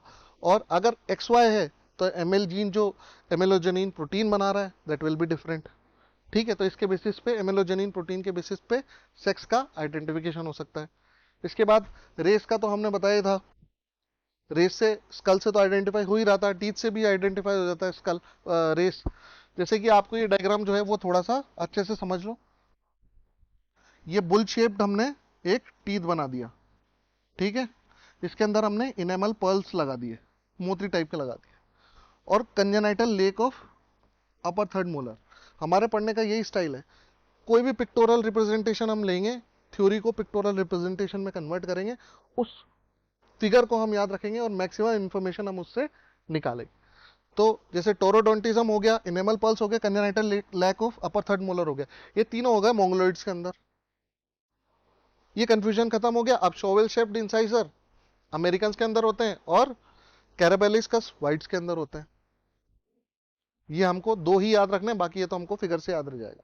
रिवीजन के टाइम पे जितना मिनिमम हमको टेक्स्ट पढ़ना पड़े, सिर्फ फिगर के बेसिस पे हमको सारा रिकॉल हो जाए, उतना अच्छा होता है। और आपकी सक्सेस जो है नीट पीजी या प्रिपरेशन के टाइम पे इसी बात पे डिपेंड करती है कि आपने जितना भी मटेरियल पढ़ा है उसको कितना अच्छा आपने कंपाइल किया, कंपाइल करके आप किस फॉर्म में, रिक्रिएटेबल फॉर्म में आप उसको अपने पास में कंपाइल करते हो। तो इसके बाद में हम आते हैं ऑक्यूपेशन और हैबिट्स, ये भी पता चल सकती है। जैसे टेलर जो होते हैं वो बार बार धागा मुंह से खींचते हैं, कॉबलर जो होता है जो जूते ठीक करते हैं वो फीतों को खींचते हैं, तो इनकी वजह से इनके अपर इंसाइजर में क्या होती है, नॉच हो जाती है, ठीक है। इसके अलावा मेडिको लीगल इंपॉर्टेंस क्या है डेंटिशन का? आइडेंटिफिकेशन हम कर सकते हैं, एज हम पता कर सकते हैं, रेस, सेक्स, ऑक्यूपेशन ये हम पता कर सकते हैं। ग्रीवियस हर्ट, अगर किसी का दांत तोड़ दिया तो आईपीसी 325 में 7 साल की सजा।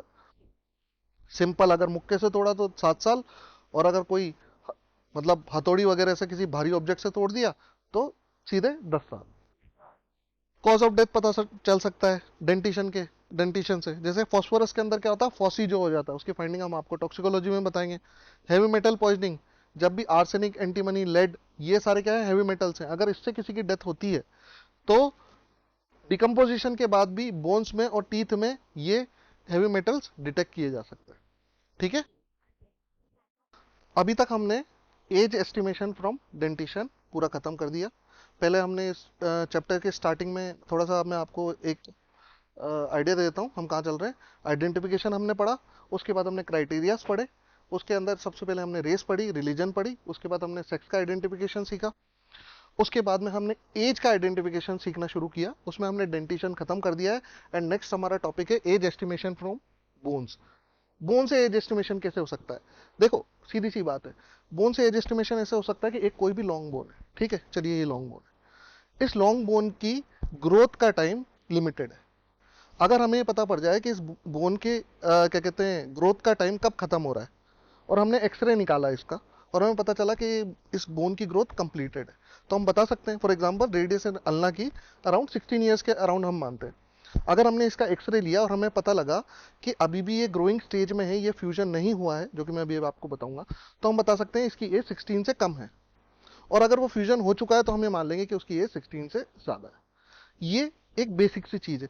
तो इसी तरीके से हर बोन के बारे में, femur, sternum, clavicle, humerus, tibia fibula, इन सब के दोनों एंड्स के स्टडी के बेसिस पे और उनके फ्यूजन के बेसिस पे, उनकी ग्रोथ के बेसिस पे हम ये बता सकते हैं कि उस व्यक्ति की एज कितनी, ठीक है। फॉर एग्जांपल एक पोक्सो का केस आता है, वो पोक्सो वाले आपसे बोलते हैं कि देखो अगर ये लड़की 18 से कम है तो केस पोक्सो में जाएगा, अगर ये लड़की 18 से ज़्यादा है तो इसका 376 के अंदर में जाएगा। तो अब आपको उसका एज एस्टिमेशन करना है।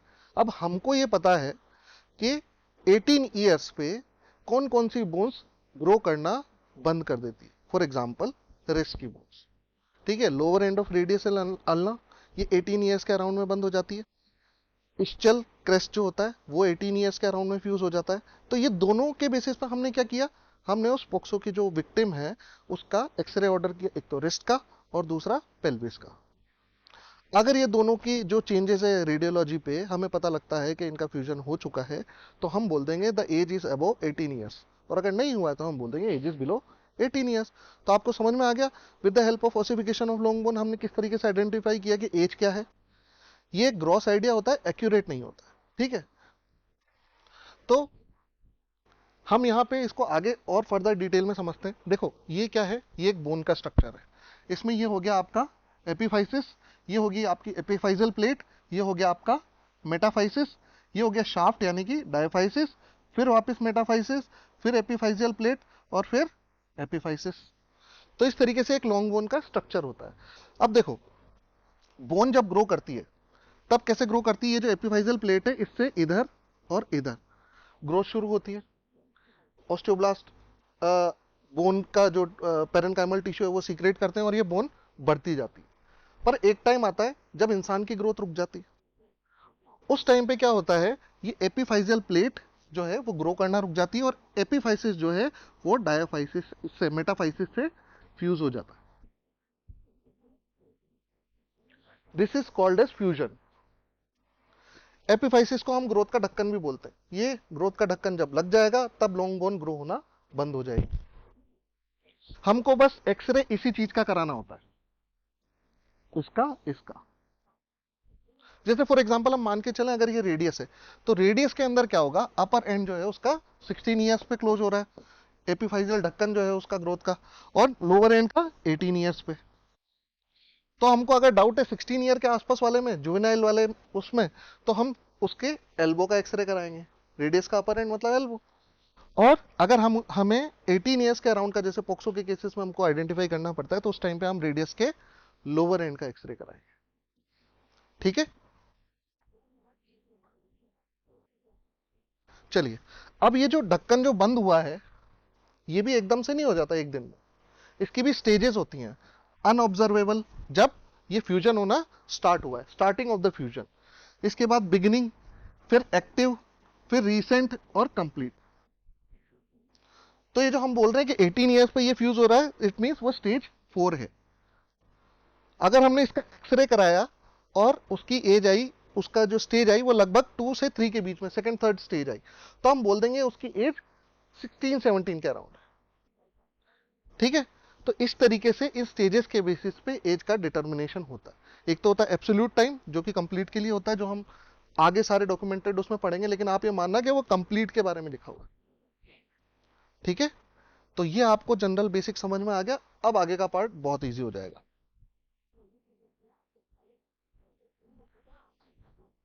तो इसमें अगर हम आगे चलें,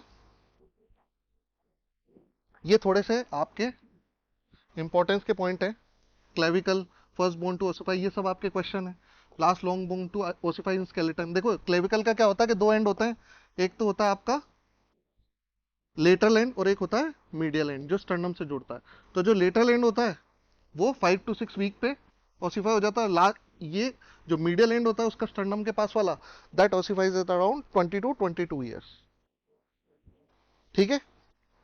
अब इसके बाद आते हैं हम इसके डिवीजन पे कि हमने इस टॉपिक को एज एस्टिमेशन फ्रॉम बोन्स को किस तरीके से डिवाइड किया। नंबर 1 जनरल रूल्स हम पढ़ेंगे, उसके बाद में बिफोर बर्थ कैसे एस्टिमेशन करते हैं वो हम पढ़ेंगे, इसके बाद आफ्टर बर्थ कैसे एस्टिमेशन होता है लॉन्ग बोन से, फिर 25 ईयर्स के बाद में इनके बेसिस पे किस तरीके से एस्टिमेशन होता है, और सबसे इंपॉर्टेंट पार्ट आपका जो है medico legal importance of age. हम इतनी एक्सरसाइज जो एज एस्टिमेशन की कर रहे हैं वो कर क्यों रहे हैं, उसमें हमें डेंटिशन से एज एस्टिमेशन का भी मेडिको लीगल इंपॉर्टेंस आ गया और ऑसिफिकेशन ऑफ बोन से भी एज एस्टिमेशन का मेडिको लीगल इंपॉर्टेंस आ गया, ठीक है। तो इसके बाद general rules for age estimation हम बताते हैं। देखो सबसे पहले ये चीज समझो कि चलिए मान लीजिए एक ये लॉन्ग बोन है, ठीक है। अगर हमने बोला है कि इसका फ्यूजन जो है वो 18 ईयर्स पे हो जाता है, तो ये पहली बात तो ये एग्जैक्टली 18 ईयर्स का भी होता नहीं है। ये किस तरीके से डिटरमाइन होता है?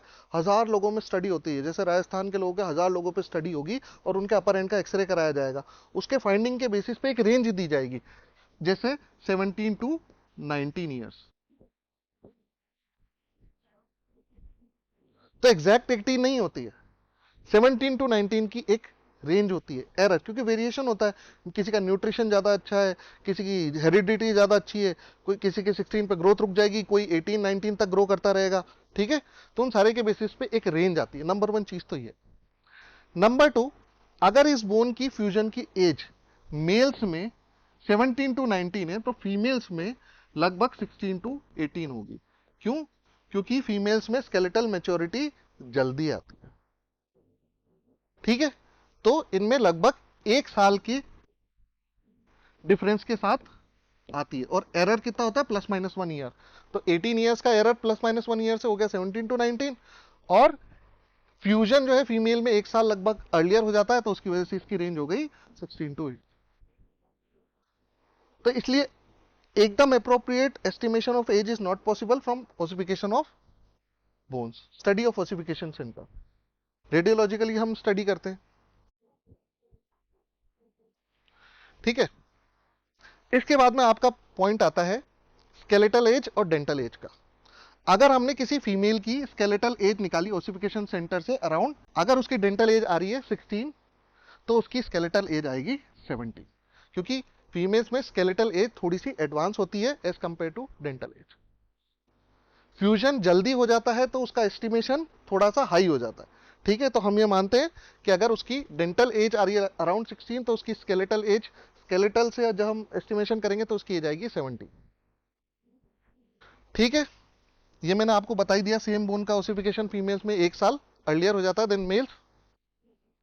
सेम टीथ इरप्शंस मेल के कंपैरिजन में, जैसे अगर थर्ड मोलर उनके 17 मंथ 17 ईयर्स पे आ रहा है मेल्स के, तो फीमेल्स में 16.5 ईयर्स में लगभग आ जाएगा।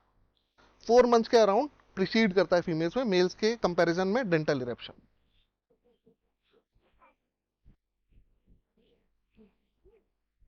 इसके बाद में ये आपके कुछ मेथड हैं, और ये आपको याद रखने लायक है, क्योंकि ये आपकी बहुत हेल्प करते हैं। जैसे एज एस्टिमेशन में best method for age estimation up to 15 years में हमेशा से बता रहा हूँ, डेंटिशन होता है। इसके बाद बेस्ट मेथड मोर देन 15 ईयर्स पे स्केलेटल रेडियोग्राफी, क्योंकि 15 ईयर्स के बाद में कौन सा आ जाता है? थर्ड मोलर आ जाता है डेंटिशन में। उसको उसका असेसमेंट इतना वेरिएबल होता है कि हमको स्केलेटल रेडियोग्राफी पे जाना पड़ता है। Best bone for age more than 20 years skull, जिसके बारे में अभी हम पढ़ने वाले हैं। अगर आपको 20 साल से ज्यादा की एज एस्टिमेशन करनी है तो आप स्कल से करोगे। मोर देन 35 ईयर की lipping of vertebral bodies. 18 to 60 year में अगर आपके एज रेंज पूछ रहे हैं तो सिम्फाइसिस प्यूबिक चेंज में। ये बहुत इंपॉर्टेंट है, इसमें से इतने क्वेश्चन आए हुए हैं आपके ऑब्जेक्टिव में। सिंगल ब्रेस्ट क्राइटेरिया, इसको सबको मैंने नोट के फॉर्म में यहाँ पे जमा दिया। आपको कुछ नहीं करना है, इसकी बस एक रीडिंग लगानी है और इसको याद रखना है। अब एक क्वेश्चन पूछा गया था, देखो मान लो ये एक ह्यूमन बीइंग है। अब इसमें ये इसका अपर लिम्ब है और ये इसका लोअर लिम्ब है, ठीक है।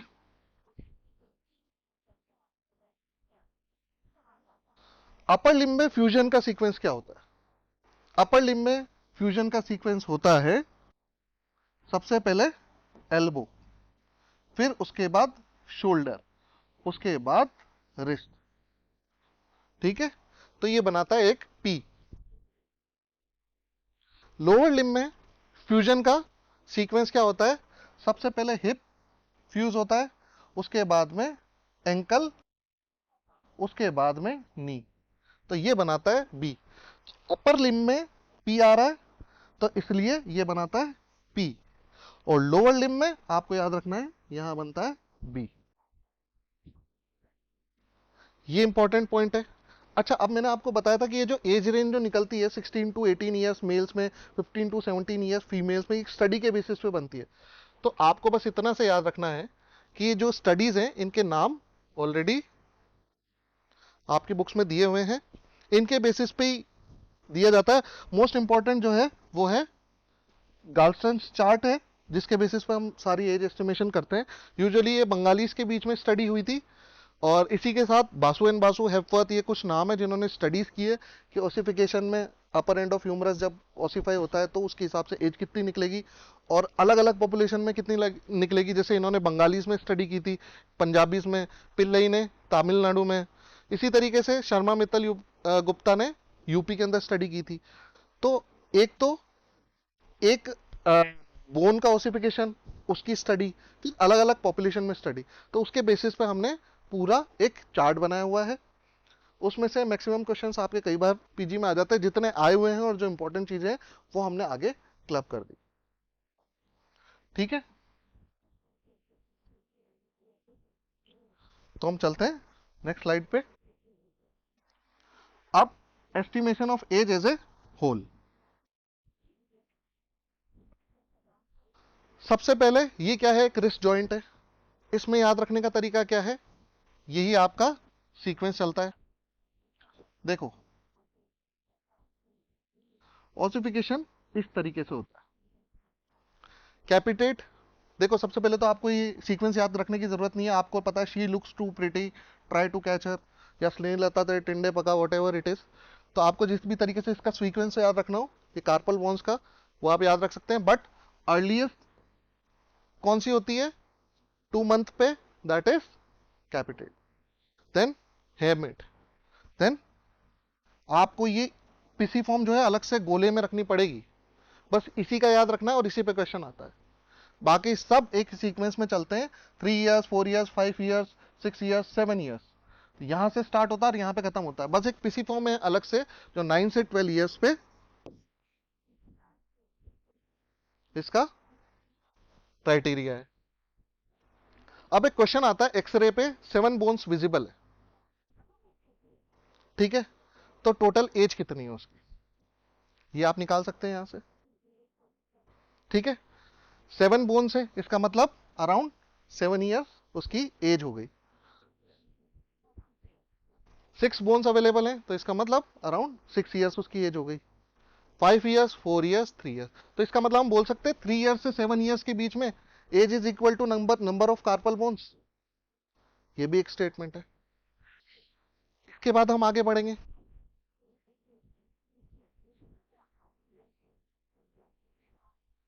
देखो ये बहुत इंपॉर्टेंट डायग्राम है, बहुत सिंपल डायग्राम है, इससे बहुत सारे क्वेश्चंस बनते हैं।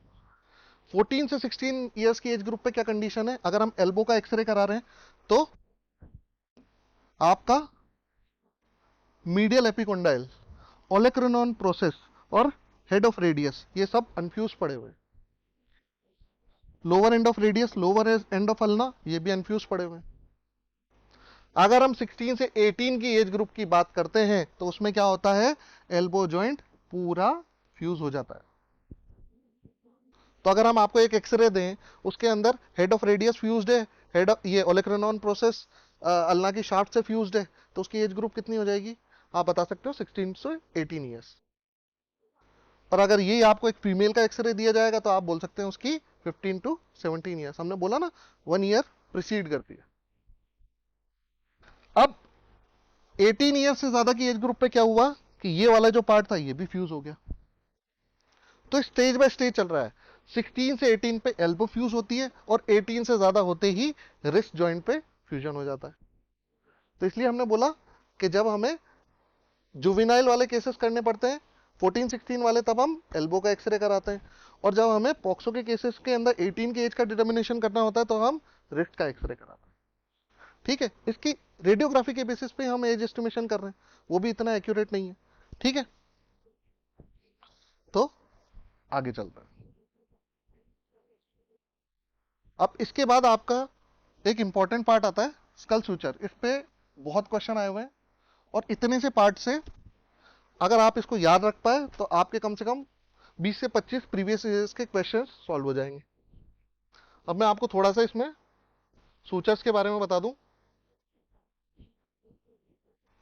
सबसे पहले ये वाला कौन सा सूचर है, ये वाला है मेटोपिक सूचर।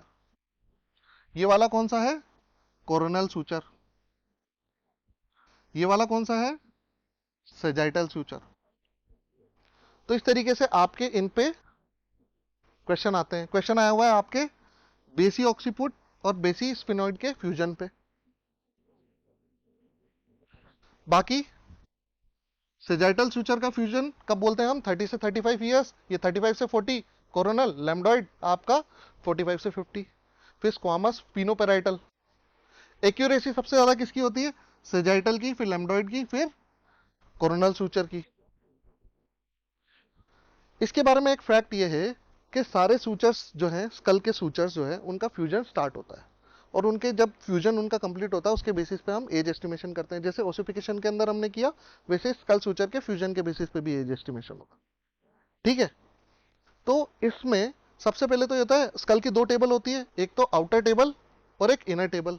तो फ्यूजन जो है इनर टेबल पे अराउंड 20-25 ईयर्स पे स्टार्ट हो जाता है, और इनर मार्जिन का फ्यूजन कंप्लीट कब होता है? आउटर टेबल के फ्यूजन से 5 से 10 साल पहले। ठीक है, अब इसमें अगर हम बोल रहे हैं कि स्क्वामस, ये जो सेजाइटल सूचर है, सॉरी, ये 30 से 35 एज की ईयर्स की एज ग्रुप पे फ्यूजन हो जाता है इसका, तो हम क्या बोलेंगे? इनर टेबल पे स्टार्ट कब हो गया था? अराउंड 20 से 25 ईयर्स पे। और इनर टेबल का कंप्लीट कब हो गया था?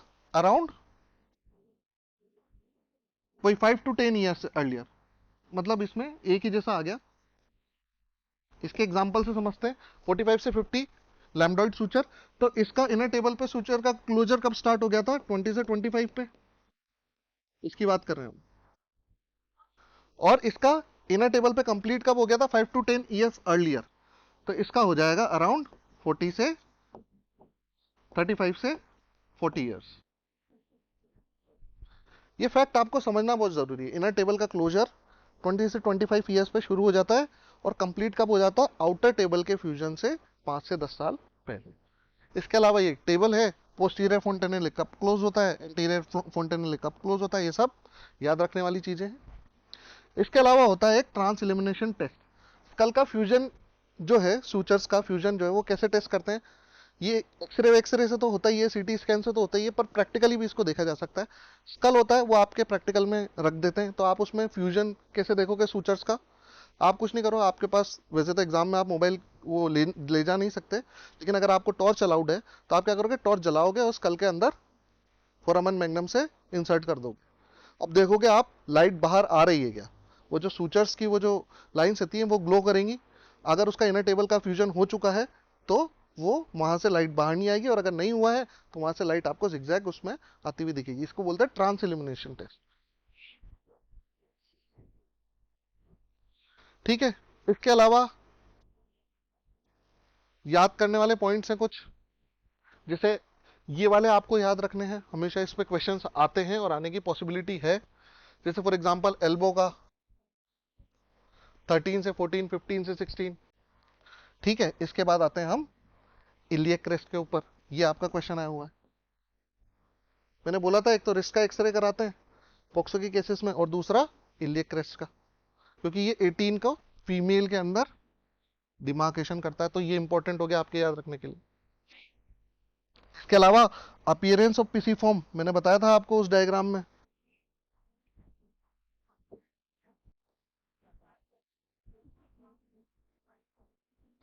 ये एक ऐसी बोन है जो बाद में आती है, इसलिए ये क्वेश्चन होता है। यूजुअली हमने देखा फीमेल्स में सब अर्लियर होता है, लेकिन इसके अंदर पिसिफॉर्म लेट आती है, तो ये क्वेश्चन है आपका। एक और ऐसा ही केस है, फ्यूजन ऑफ ट्राइरेडिएट कार्टिलेज, जो कि मेल्स में अर्ली हो जाता है और फीमेल्स में बाद में हो जाता है, इसलिए ये दोनों मैंने मार्क करके आपकी लिस्ट में डाल दिए। आगे आपको समझ में? चलिए आगे बढ़ते हैं।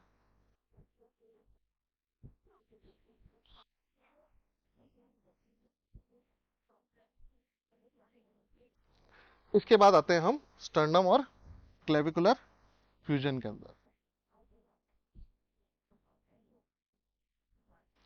सेम वही केस है। स्टर्नम के 4 सेगमेंट्स होते हैं, फर्स्ट, सेकंड, थर्ड और फोर्थ। ये बिलो अपवर्ड्स फ्यूज होना शुरू होते हैं। थर्ड और फोर्थ सेगमेंट 15 ईयर्स में, 20 ईयर्स में और 25 ईयर्स में। अब आपके क्वेश्चन यहाँ पे क्या आया हुआ है कि एक चेस्ट का एक्सरे कराया स्टर्नम का और क्लेविकल का, उसमें क्या हुआ कि चारों सेगमेंट जो है स्टर्नम के वो फ्यूज्ड है। और मीडियल एंड ऑफ क्लेविकल भी फ्यूज्ड है।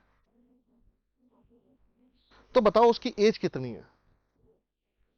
तो सब लोग क्योंकि मीडियल एंड ऑफ क्लेविकल को ज्यादा स्टडी करते हैं तो सब लोग अब मोर देन 22 ईयर्स लगा के आए, जबकि द आंसर विल बी, क्योंकि चारों भी फ्यूज हो गए, तो the answer will be more than 25 years. ठीक है। इसके बाद ये बाकी सारे आपके ऑब्जेक्टिव इंपॉर्टेंस के क्वेश्चन है। Thyroid, cricoid, first tracheal ring, greater cornua, body of hyoid, lipping of lumbar vertebra, ये सब आपके क्वेश्चन है। अब इसके बाद क्वेश्चन आते हैं आपके मेंडिबल के ऊपर। मेंडिबल के अंदर इंपॉर्टेंट क्या हो जाता है, मेंटल फोरामेन। जैसे जैसे एज बढ़ती जाती है ये अपवर्ड खिसकता जाता है। इसमें एक चीज आपको याद रखनी है, बचपन और बुढ़ापा सेम है, बोलते हैं ना बुढ़ापे में लोग बचपन की तरह बिहेव करने लगते हैं, तो आपको मैंडिबल में ये चीज याद रखनी है। क्यों? क्योंकि इसमें मेंटल फोरामेन नियर मार्जिन होता है, उसमें भी नियर मार्जिन होता है। ठीक है, इसमें लोअर मार्जिन, इसमें अपर मार्जिन होता है। इसके अलावा कॉन्डाइलेट प्रोसेस, ठीक है, ये जो होता है ये लोअर देन कोरोनॉइड प्रोसेस होता है, और इसमें भी लोअर देन कोरोनॉइड प्रोसेस होता है, जबकि एडल्ट्स के अंदर ये हाई चला जाता है। तो एक डायग्राम के बेसिस पे मैंने आपको डिफरेंस बता दिया। मेडिको लीगल एंगल ये रैमस का, ये बोलते हैं हम, ये ऑप्ट्यूज होता है, ये थोड़ा सा लेस ऑप्ट्यूज हो जाता है, फिर वापस ऑप्ट्यूज हो जाता है। तो इस तरीके से आप एज डिटर्मिनेशन कर सकते हो कि इन्फेंट है, एडल्ट है, या ओल्ड एज है। ठीक है।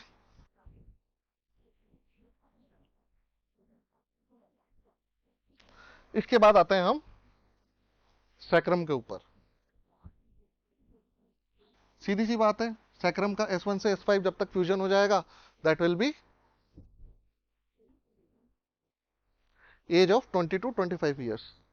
इसके बाद में secondary sexual characters, Tanner staging या सेक्सुअल मैच्योरिटी रेटिंग, SMR जिसको हम बोलते हैं, उसके बेसिस पे हम बता सकते हैं। जैसे कि फीमेल, अच्छा ये क्वेश्चन अब आपके बहुत आता है, इसका सीक्वेंस क्या होता है फीमेल्स के अंदर और मेल्स के अंदर। फीमेल्स का ज्यादा आता है, मेल्स का कम आता है।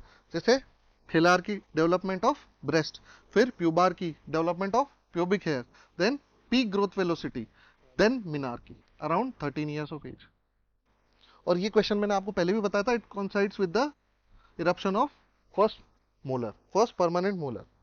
इसी तरीके से मेल्स के अंदर क्या होता है, गोनेडार की, मतलब गोनेट्स का डेवलपमेंट, टेस्टिस का डेवलपमेंट, इसके बाद प्यूबार की, प्यूबिक हेयर्स का डेवलपमेंट, फिर एक्सिलरी हेयर, और फिर बियर्ड, इनका डेवलपमेंट। तो ये सीक्वेंस आपको याद रखना है।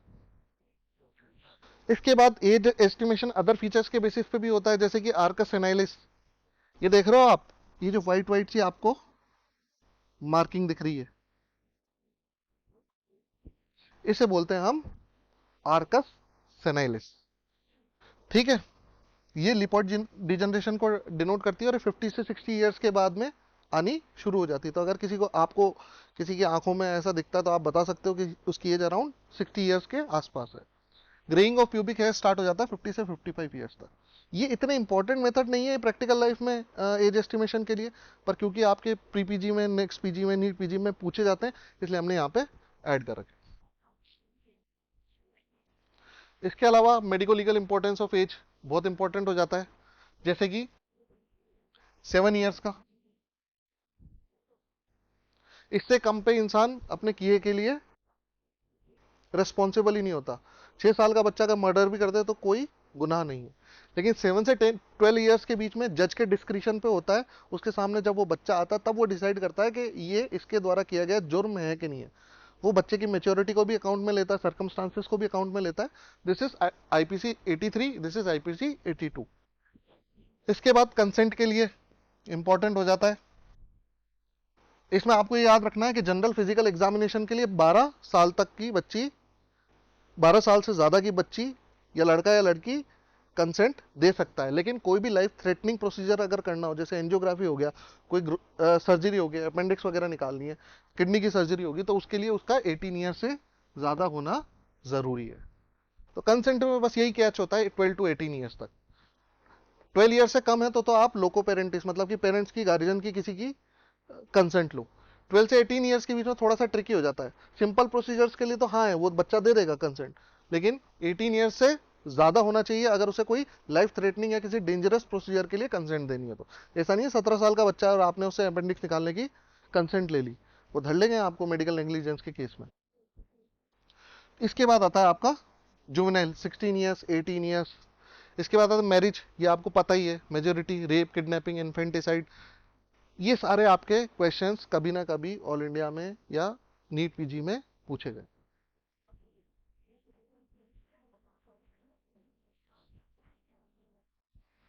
इसके बाद आते हैं हम इंपॉर्टेंट टॉपिक जिसका नाम है स्टेचर। स्टेचर के बारे में हम क्या बात कर सकते हैं? स्टेचर का मतलब होता है एक इंसान की total head to toe length, मतलब कि उसकी हाइट। इसको तीन तरीके से हम पढ़ते हैं। नंबर वन, एक तो स्टेचर में नॉर्मल वेरिएशंस कितने सेंटीमीटर का होता है। जैसे अगर आप 160 सेंटीमीटर के हो तो जब आप लेट जाओगे आपके हाइट पे क्या फर्क पड़ेगा? तब 1 से 3 सेंटीमीटर इंक्रीज हो जाएगी। क्यों होगी? क्योंकि अभी जब हम खड़े हैं तो हमारा वेट वर्टेब्रल मसल्स को और इंटर वर्टेब्रल डिस्क स्पेस को कम कर रहा है, दबा रहा है, इसलिए हमारी हाइट 1 से 3 सेंटीमीटर 1 से 3 सेंटीमीटर कम। इसके बाद डेथ के बाद में 2 सेंटीमीटर तक बढ़ जाती है, क्योंकि जो कॉन्ट्रैक्शन होता है मसल्स का वो रिलैक्स हो जाता है। पहले राइगर मोटिस होती है, उसके बाद इंसान की मसल्स रिलैक्स हो जाती है। इसके बाद आफ्टरनून में 1.5 से 2 सेंटीमीटर बढ़ जाती है, मतलब सॉरी लेंथ जो है, हाइट जो है वो घट जाती है। क्यों? स्टिफनेस की वजह से, बॉडी की मसल्स की वजह से। ये तो आ गए आपके वेरिएशंस, लेटने पे, खड़े होने पे, डेथ के बाद में, और डायगोनल वेरिएशन। ये आपका स्टेचर का डायगोनल वेरिएशन हो गया। इसके अलावा जनरल या ग्रॉस असेसमेंट कर सकते हैं, या फिर बिल्कुल एकदम एक्यूरेट असेसमेंट कर सकते हैं हाइट का on the basis of long bones. आपके पास में एक फीमर आ गई, आपके पास में एक ह्यूमरस आ गई, उसके बेसिस पे आप एक तो ग्रॉस असेसमेंट कर सकते हो उस इंसान की टोटल हाइट का, और उसके बाद में आप उसका एक्यूरेट असेसमेंट भी, ऑलमोस्ट एक्यूरेट असेसमेंट कर सकते हो। इन दोनों का मैंने बता रखा है। आपके पास पूरा स्केलेटन है, उसकी पूरे की लेंथ ले लो। दोनों मिडिल फिंगर की टिप है, इनके बीच की लेंथ ले लो आप। अगर आपके पास सिर्फ एक फोर आर्म है, सिर्फ एक साइड का अपर लिम्ब है, तो आप क्या करोगे? यहाँ टिप ऑफ फिंगर से लेकर शोल्डर तक की लेंथ लोगे, उसको 2 से मल्टीप्लाई करोगे, फिर उसके बाद 30 सेंटीमीटर दोनों क्लेविकल्स की जो लेंथ है उसको ऐड करोगे, और आप ऐड करोगे 4 सेंटीमीटर आप स्टर्नम। तो वही टिप से टिप तक की डिस्टेंस आ जाएगी और वही उसकी हाइट हो जाएगी। इसके बाद हम बोलते हैं वर्टेक्स से सिम्फाइसिस प्यूबिस तक। वर्टेक्स से लेकर सिम्फाइसिस प्यूबिस तक आपकी जो लेंथ होती है उसको 2 से मल्टीप्लाई करोगे, आपकी टोटल लेंथ आ जाएगी। स्टर्नल नॉच से लेकर सिम्फाइसिस प्यूबिस तक की लेंथ को अगर आप 3 से मल्टीप्लाई करोगे तो आपकी टोटल हाइट आ जाएगी। फोर आर्म जो होती है ये आपकी 5/19 होती है। वर्टेक्स टू चिन जो होती है वो आपकी 1/8 ऑफ टोटल लेंथ होती है। अब इसके बाद ये आती है पार्ट जहां पे आपके सबसे ज्यादा क्वेश्चन पूछे जाते हैं। ह्यूमरस जो होती है वो 20% होती है टोटल लेंथ की। और अगर आपके पास ह्यूमरस की लेंथ है जैसे फॉर एग्जांपल 100 सेंटीमीटर, तो अगर आपको टोटल लेंथ चाहिए तो उसको 5.3 से मल्टीप्लाई कर दो, तो 530 सेंटीमीटर उसकी टोटल हाइट या लेंथ आ जाएगी। ठीक है। इसी तरीके से टिबिया की लेंथ 22% होती है लेंथ की, और मल्टीप्लीकेशन फैक्टर उसका क्या होता है? 4.5। तो आपको ये भी याद रखना है और ये वाला पार्ट भी याद रखना है, क्योंकि इन दोनों पे क्वेश्चन पूछे गए।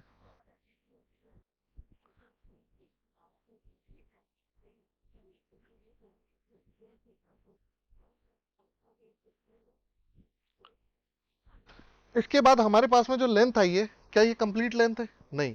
उसके बाद अभी तो आपने स्केलेटल हाइट निकाली है उसकी, उसके बाद आप 2.5 से 4 सेंटीमीटर निकालोगे स्टेचर टोटल एस्टिमेट करने के लिए। क्यों? क्योंकि उसके स्काल्प का टिश्यू भी है, हेयर्स की लेंथ भी है, और उसके बाद पाँव में हील्स में सॉफ्ट टिश्यू भी है।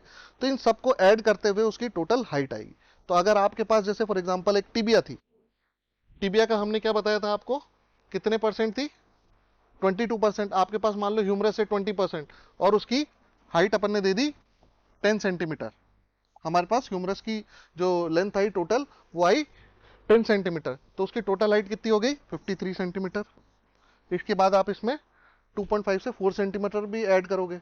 तो ऐसे क्वेश्चंस आते हैं आपको टोटल एक किसी बोन की लेंथ दे देते हैं और आपसे बोलते हैं टोटल हाइट कितनी होगी, तो सिर्फ मल्टीप्लिकेशन फैक्टर से मल्टीप्लाई करके मत रुक जाना, उसके अंदर एटलीस्ट 2.5 से 4 सेंटीमीटर का मार्जिन भी देना, उसको ऐड करना, फिर उसके बाद अपना आंसर निकालना।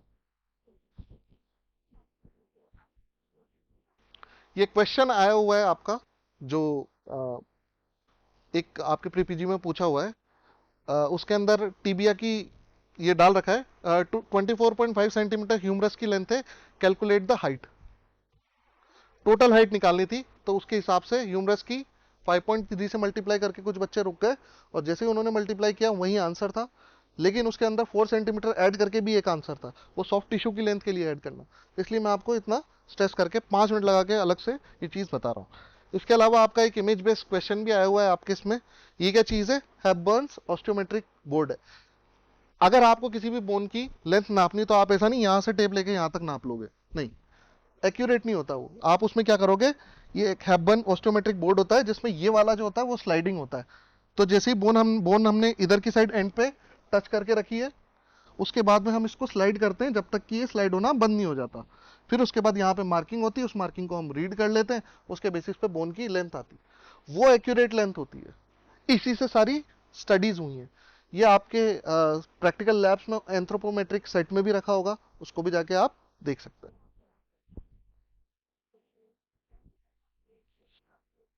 इसके बाद जो आपका नेक्स्ट टॉपिक आता है दैट इज स्कार्स। बहुत सिंपल है, स्कार मतलब निशान। ठीक है, अलग अलग टाइप के होते हैं, इसमें से वैसे ऐसा कोई क्वेश्चन अभी तक आया नहीं है, इसको एक बार पढ़ लेना। मेडिको लीगल इंपॉर्टेंस क्या होती है? आइडेंटिफिकेशन मार्क्स के रूप में लिखी जाती है मेडिको लीगल रिपोर्ट। आप कभी कोई इंजरी रिपोर्ट अगर आपने देखी हो, कोई इंजरी रिपोर्ट अगर आपने पढ़ी हो, तो उसमें हमेशा दो आइडेंटिफिकेशन मार्क ऑफ आइडेंटिफिकेशन लिखे जाते हैं, और सबसे commonly use marks of identification scars होते हैं। Old scar mark on chin, जैसे आपने अगर नीट पीजी का फॉर्म भरते हो, नीट यूजी का फॉर्म भरते हो, तो उसमें भी हमेशा लिखा होता है ना, आप आइडेंटिफिकेशन मार्क वो करो, तो स्कार्स होते हैं।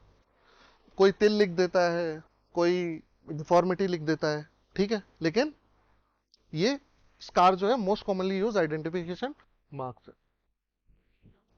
इसके बाद आता है हम टैटू मार्क्स पे। टैटू मार्क्स पे भी दो तीन क्वेश्चन आए हुए हैं। टैटू मार्क्स क्या होते हैं? जो आप मॉल वॉल में जाके या कहीं पे बनवा लेते हो, तो उसमें डाइस कौन सी यूज होती है, इस पे भी क्वेश्चन आया हुआ है, और इस डेप्थ पे आया हुआ है। आप समझो कि उन्होंने ऑप्शन में ऑस्मियम ब्लू दे दिया था। अब लोगों को याद रहता कि हाँ कुछ ब्लू ब्लू तो था, लेकिन वो ब्लू एक्चुअल में क्या था? वो था प्रूशियन ब्लू। ये सही ऑप्शन होता, लेकिन उन्होंने इसकी जगह कर दिया ऑस्मियम ब्लू, तो इसलिए वो ऑप्शन गलत हो गया। बहुत लोगों को यहाँ पे -1 का शिकार होना पड़ा। तो ये सारे जो ऑप्शन है, ये आपको याद रखने हैं। Indigo, cobalt, carbon, vermilion, cadmium, Prussian blue, ये डाई की तरह यूज होते हैं उसमें टैटू बनाने में, उसमें इंक भरते हैं उसके अंदर। टैटू मार्क्स का अपन बोलते हैं परमानेंट कब होते हैं? अगर इंक डर्मिस को पेनिट्रेट कर जाए तो। जो टेम्परेरी वाले होते हैं वो सब सुपरफिशियल पार्ट तक रहते हैं, एपिडर्मिस तक रहते हैं। एपिडर्मिस तो उस पे से रिमूवेबल होते हैं, मतलब टैटू मार्क्स उसके बाद हट जाते हैं, वो टेम्परेरी हो जाते हैं। लेकिन अगर डर्मिस को पेनिट्रेट कर गए तो टैटू मार्क्स वो परमानेंट हो जाएगा। ये चीज आपको याद रखनी है। दो चीजें हो गई। इसके बाद डिकम्पोज बॉडी में टैटू मार्क्स बहुत यूजफुल होते हैं उनको आइडेंटिफाई करने में। दूसरी चीज क्या मैंने बताई थी? Dental profiling. ठीक है, डेंटल प्रोफाइलिंग बहुत इंपॉर्टेंट हो जाती है। इसके बाद ये विजुअलाइजेशन है, तो इसमें आपको याद क्या रखना है कि देखो, ओल्ड टैटू मार्क्स जो है उसके लिए इंफ्रारेड काम आती है, फेडेड या लेटेंट टैटू के लिए यूवी काम आती है। दोनों क्वेश्चन है, और दोनों में कंफ्यूजन होता रहता है, तो इनमें कंफ्यूज मत होना। इसके अलावा इंफ्रारेड और कहाँ काम आती है? बाइट मार्क्स के एनालिसिस में काम आती है। यूवी रेस सेमाइनल स्टेन जो होते हैं, जैसे पुलिस कोई रेप के केसेस में कोई कपड़ा रिकवर करके आती है, तो उसको यूवी यूवी लाइट के अंदर देखते हैं, तो उसके अंदर ब्लूइश व्हाइटिश ग्लो दिखता है हमको। ठीक है, इसके अलावा और क्या तरीके हैं इनको विजुअलाइज करने के टैटू मार्क्स को? फेडेड टैटू मार्क्स को high contrast photography, rubbing and viewing with magnifying lens वगैरह, ये सब कहीं ना कहीं किसी ना किसी छोटे मोटे एग्जाम में पूछे गए। तो ये सब हमने कंपाइल करके यहाँ पे डाल दिया।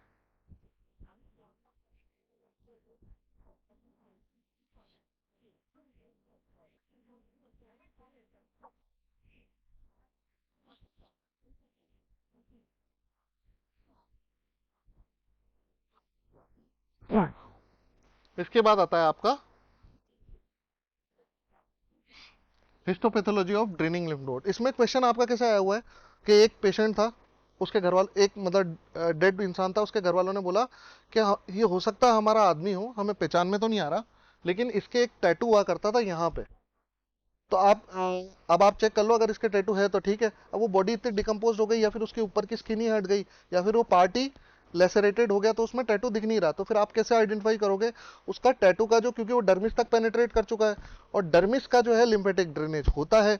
तो उस केस में क्या होगा कि आप अगर उसके ड्रेनिंग लिम्फ नोड की हिस्टोपैथोलॉजी देखोगे, तो आपको वहां पे डाई आपको माइक्रोस्कोप के अंदर दिखेगी, तो आपको पता चल जाएगा हाँ, ये इसके घर वाले जो बोल रहे हैं कि इसके टैटू मार्क था और वो ड्रेनिंग लिम्फ नोड में हमको मिल गया है, इसका मतलब टैटू मार्क्स तो इसके इस एरिया पे था।